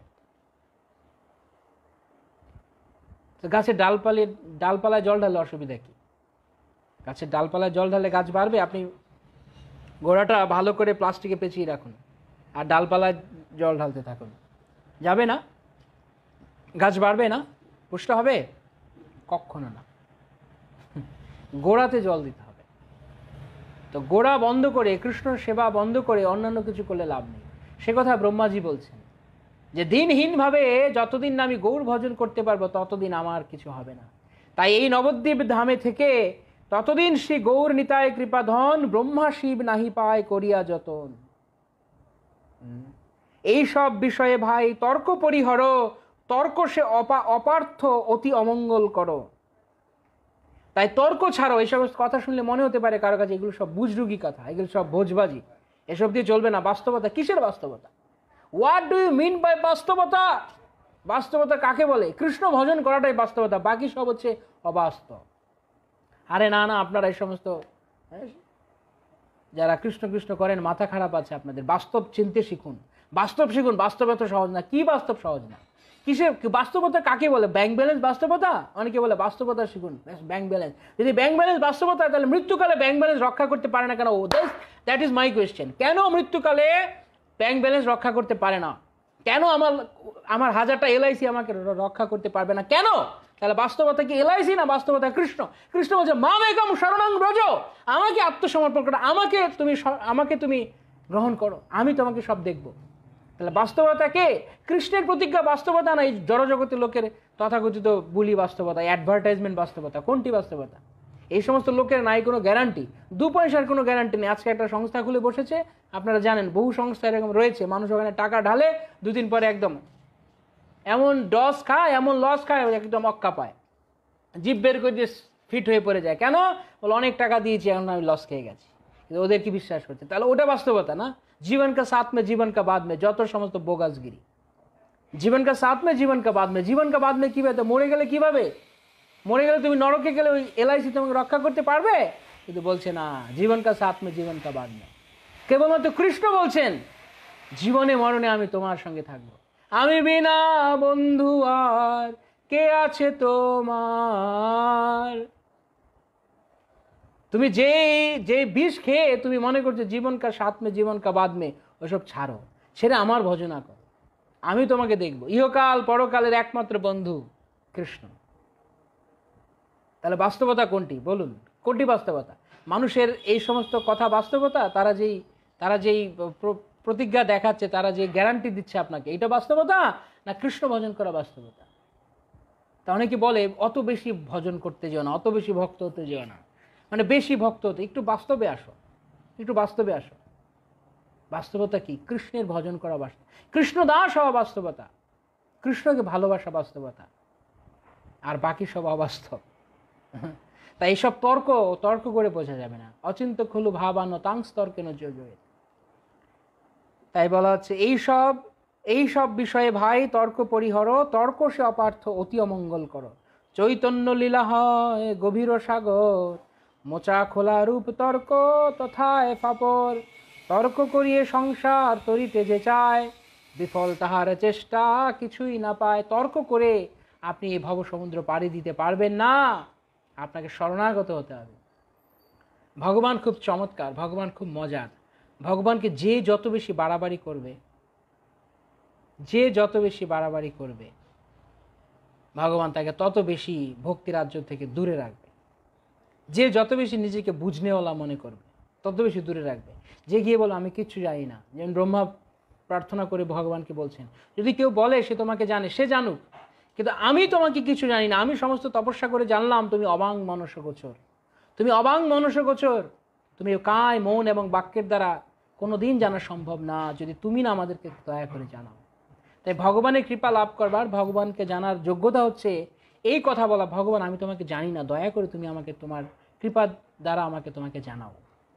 তাই এই ভগবত ভক্তির পন্থা হচ্ছে আরোহ পন্থা নয়, অবরোহ পন্থা। আমি জেদ করে ভগবানকে জানতে পারবো না, আমি জেনে নিতে পারবো না, আমি অ্যাচিভ করতে পারবো না। I have to receive, I cannot achieve, I have to receive. আমাকে গ্রহণ করতে হবে, আমি অর্জন করতে পারি না। এটা অবরোহ পন্থা, এটা আরোহ পন্থা নয়। তাই এখানে তর্ক না করে কেবল ভগবত ভক্তি করতে হবে। কৃষ্ণ সে তত বেশি দৃঢ় বিশ্বাসী, যে যত বেশি নিজেকে মূর্খ মনে করে, যে যত বেশি নিজেকে জানে না বলে মনে করে, যে যত বেশি নিজে জানে বলে মনে করে, সে তত বেশি বঞ্চিত, সে তত বেশি কৃপা বঞ্চিত। যে যত বেশি মূর্খ, নিজেকে অন্তর থেকে মনে করে না আমি কৃষ্ণ যদি করুণা না করেন আমার উপায় নেই, যদি দয়া না করিবে পতিত দেখিয়া, পতিত পাবন নাম কিসেরও লাগিয়া। আমি পতিত, দয়া করে আমাকে কৃপা করো, করুণা করো আমার ওপর প্রভু। শুধু মুখে মুখে নয়, অন্তর থেকে, অন্তর থেকে। অনেকে মুখে মুখে বলে আমি কিছু জানি না, আমি মূর্খ, এই আরেক মেকি দৈন্য দেখায়, মেকি দৈন্য। কারণ আমি যত দৈন্য দেখাবো তত লোক আমাকে আরো বা বড় ভক্ত। সাবধান, অন্তর থেকে নিজের নিচত্ব অনুভব করতে হবে, যে আমরা কতটা নিচে নেমে গেছি, কৃষ্ণকে না ভালোবেসে জীবন কিভাবে নষ্ট করছি, আমি কত দুর্ভাগা। এই যে নরোত্তম দাস ঠাকুর যেমন বলছেন, আমি কেন বেঁচে রয়েছি, আমি মরে গেলাম না কেন? এটা হচ্ছে প্রকৃত মনোভাব। আমার মরে যাওয়া উচিত, আমি কৃষ্ণ ভজন করছি না, আমি কৃষ্ণকে ভালোবাসতে পারছি। তর্কে জলাঞ্জলি দিয়া সাধু শাস্ত্র ধরে, অচিরে চৈতন্য লাভ সেই জন করে। শ্রুতিস্মৃতি তন্ত্রশাস্ত্র অবিরত গায়, নদিয়া মাহাত্ম নিত্যানন্দেরও আজ্ঞায়। এইভাবে সমস্ত তর্ক বাদ দিয়ে কেবল তর্ককে জলাঞ্জলি দিন। সাধুরা যা বলছে, আচার্যগণ যা বলছে, শাস্ত্র যা বলছে তা স্বীকার করুন। অচিরে চৈতন্য লাভ সেই জন করে। অচিরে যদি চৈতন্য মহাপ্রভু লাভ করতে হয়, তাহলে বিশ্বাস করো, দৃঢ় বিশ্বাস করো শাস্ত্র যা বলছে। হ্যাঁ, আমি অনেক সময় আছে শাস্ত্রে এমন কিছু আমি আমার ক্ষুদ্র মস্তিষ্কে তা বুঝতে পারছি না, ডাজন্ট ম্যাটার। আমি বুঝতে পারি কি বুঝতে পারি না তার উপরে নির্ভর করছে না, আমার কথার উপরে ভগবান অস্তিত্ব নির্ভর করে না, ভগবত ভক্তির সফলতা নির্ভর করে না। আমি বিশ্বাস করি বা না করি তাতে কিছু আসে যায় না, এটা কাজ করবে। তাই ভগবানের কাছে দৃঢ় বিশ্বাস। হ্যাঁ, শাস্ত্রে অনেক শাস্ত্রে বিভিন্ন কিছু নিয়ে তর্ক করে, এটা এরকম, ইভেন ভক্তরাও এটা এরকম কেন, এটা ওরকম কেন, এটা এরকম কেন, এটা এরকম কেন হলো না। Why do you just argue বাবা? Why? Just accept it as it is there in the shastra. কেন শাস্ত্র আচার্যগণ তারা তা পরীক্ষিতভাবে তা বলেছেন, অভিজ্ঞতা লব্ধ। শাস্ত্র জ্ঞান এক্সপেরিমেন্টাল নয়, তা এক্সপেরিয়েন্সড। তা, হ্যাঁ, সেই জ্ঞান হচ্ছে এম্পেরিক্যাল নলেজ, অভিজ্ঞতালব্ধ জ্ঞান। এটা কোনো বুজরুকি জ্ঞান নয়, এমনি একটা গিয়ে বলে দেওয়া নয়। যেমন বিজ্ঞানে বিভিন্ন থিওরি দেয়, অনেক থিওরি মানুষ মানছে। আমি চাঁদে গিয়েছি ও কথা বিশ্বাস করছে। সে যে আসলে চাঁদে যায়নি, সে যে কোনো একটা আমেরিকার কোনো একটা বিরান ভূমিতে গিয়ে সে ওই একটা শুটিং করেছে, সেই কথা এখন সবাই জানে। সেদিকে আমি আর যাচ্ছি না। সেই শুটিংকে সবাই বিশ্বাস করছে, লোকে চাঁদে গেছে। আর এদিকে কৃষ্ণ এত গ্যারান্টি দিচ্ছেন, সে কথা বিশ্বাস করছেন।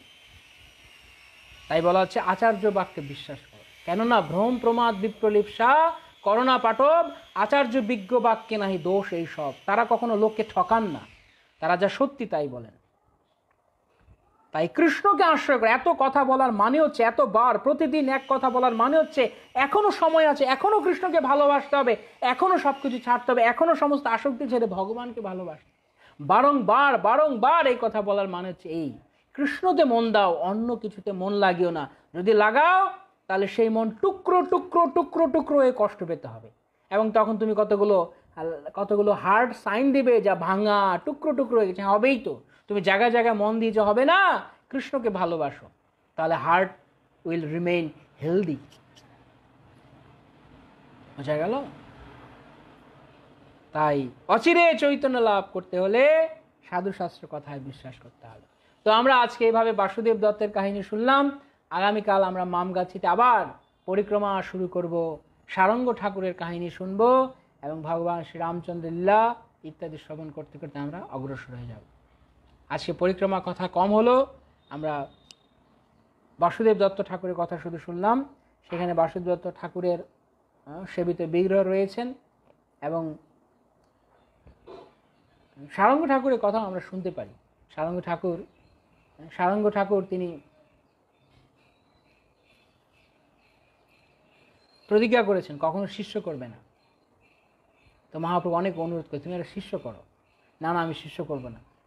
অনেক জোরাজুরি করার পর সারঙ্গ ঠাকুর, ঠিক আছে তুমি এতবার বলছো, যাও, হুট করে একদিন আমি কালকে শিষ্য করব, যাও, কালকে সকালবেলা আমি যাকে প্রথম দেখবো তাকে আমি শিষ্যরূপে গ্রহণ করব। তো পরদিন গঙ্গা স্নানে গিয়েছেন। তো গিয়ে সেখানে স্নান করে যখন উঠতে যাবে তখন গায়ে একটা কিছু লেগেছে, টাচ লেগেছে। কি টাচ লেগেছে? তো দেখছে যে একটা মৃতদেহ। তো সরিয়ে দিয়ে উনি স্নান করে উঠে আসছে। হঠাৎ মনে পড়ল, আরে আমি না মহাপ্রভুকে বলেছি যে আমি সকালবেলা আমি প্রথম যাকে দেখব তাকে আমি দীক্ষা মন্ত্র প্রদান করব। আমি এই মৃতদেহকে তো দেখলাম, একে আমি দীক্ষা দেব। তখন সেই মৃতদেহকে কাছে নিয়ে এসে তার কানে কানে হরে কৃষ্ণ কৃষ্ণ কৃষ্ণ হরে হরে, হরে রাম রাম রাম হরে হরে বলার সঙ্গে সঙ্গে সেই মৃতদেহ জেগে উঠেছে। হরি বল বলতে বলতে জেগে উঠেছে। এমন ক্ষমতাশালী ছিলেন সারঙ্গ ঠাকুর, মৃতদেহকে জাগিয়ে দিয়েছেন হরিনাম দিয়ে। তো মৃতদেহটা জেগে উঠেছে। তো সারঙ্গ ঠাকুর তাকে দীক্ষা মন্ত্র দিয়ে তার নাম দিলেন মুরারি। তো সেই জন্য এই সারঙ্গ মুরারি বলা হতো তাকে, যেহেতু শিষ্য গুরুর নাম একসঙ্গে। এইভাবে সেখানে সারঙ্গ ঠাকুরের শ্রীপাঠ, সারঙ্গ মুরারি ঠাকুর তিনি সেখানে থাকতেন এবং সেখানে সারঙ্গ ঠাকুরের আরাধিত বিগ্রহ, পূজিত বিগ্রহ শ্রী শ্রী রাধা গোপীনাথ রয়েছে, অপূর্ব সুন্দর। যারা যারা গিয়েছেন মামগাছিতে সেই মন্দিরে দর্শন করেছেন, এত সুন্দর না, নীলাভ কৃষ্ণ ত্রিভঙ্গ বঙ্কিম হয়ে দাঁড়িয়ে আছেন, পাশের শ্রীমতী রাধারানী, অত্যন্ত সুন্দর বিগ্রহ। এবং বাসুদেব দত্তের রাধা মদন মোহন বিগ্রহ, মহাপ্রভু বিগ্রহ অত্যন্ত চমৎকার সেখানে রয়েছে। সেখানে একটা বকুল বৃক্ষ রয়েছে, সেই বকুল বৃক্ষকে সিদ্ধ বকুল বলে। সেটা নাকি বাসুদেব দত্ত ঠাকুরের সময়কাল থেকে সেখানে রয়েছে। তো এই মামগাছি হচ্ছে বৃন্দাবন দাস ঠাকুরের জন্মস্থান। বৃন্দাবন দাস ঠাকুর তার মাতা নারায়ণী দেবীর গর্ভে তিনি এই স্থানে যখন ছিলেন, নারায়ণী দেবী হচ্ছে শ্রীবাস ঠাকুরের ভাইয়ের মেয়ে। তো এই মামগাছিতে তার শ্রীবাস ঠাকুরের মালিনী দেবীর শ্বশুর বাড়ি, মালিনী দেবীর বাপের বাড়িও ছিল ওখানে। মালিনী দেবীর শ্বশুর বাড়ি নয়, মালিনী দেবীর বাপের বাড়ি। তো যখন তিনি নারায়ণী দেবী যখন তার গর্ভে বৃন্দাবন দাস ঠাকুর, তখন তার স্বামীর বিয়োগ হয়। তো এই স্থানে বৃন্দাবন দাস ঠাকুর আবির্ভাব হয়। যে বৃন্দাবন দাস ঠাকুরের গুণকীর্তন আমরা করি, যার কথা আমরা চৈতন্য ভাগবতে পড়ি, চৈতন্য লীলার ব্যাস বৃন্দাবন দাস, ভাগবতে লীলা কহে বেদব্যাস, চৈতন্য লীলার ব্যাস বৃন্দাবন দাস। এই চৈতন্য মহাপ্রভু লীলায় ব্যাসদেব তিনি বৃন্দাবন দাস ঠাকুর রূপে জন্মগ্রহণ করেছেন এবং সেখানে তিনি তার বাল্যকাল অতিবাহিত করেন। যখন মহাপ্রভুর সন্ন্যাস হয়, তখন বৃন্দাবন দাস ঠাকুরের তখন তার বয়স 4 বছর মাত্র। মহাপ্রভু যখন সন্ন্যাস হয়, বৃন্দাবন দাস ঠাকুরের বয়স তখন মাত্র 4 বছর। তো তিনি পরবর্তীকালে দেনুর গ্রামে বসে, বর্ধমানে দেনুর গ্রাম, সেই দেনুর গ্রামে বসে তিনি শ্রী চৈতন্য ভাগবত রচনা করেন। তো আমরা আগামীকাল সেই কথা আবার শুনব। হরে কৃষ্ণ। সবাইকে অনেক ধন্যবাদ পরিক্রমায় অংশগ্রহণ করার জন্য। আজকে আমরা এই মামগাছিতে এখানে থাকবো। আগামীকাল আবার আমরা মামগাছি থেকে অর্কটিলা, মহৎপুর, রামচন্দ্র কথা আমরা শ্রবণ করবো। হরে কৃষ্ণ। সবাইকে অনেক ধন্যবাদ। বাঞ্ছা কল্পতরুভ্যশ্চ কৃপা সিন্ধুভ্যেব চ পতিতানাং পাবনেভ্যো বৈষ্ণবেভ্যো নমো নমঃ। জগদ্গুরু শ্রী প্রভুপাদ কি জয়, সমবেত ভক্তবৃন্দ কি জয়, অনন্ত কোটি বৈষ্ণববৃন্দ কি জয়, নবদ্বীপ মণ্ডল परिक्रमा की जय, नवद्वीप परिक्रमाकारी भक्तवृंद की जय। गौर प्रेमानंदे हरि हरि बोल।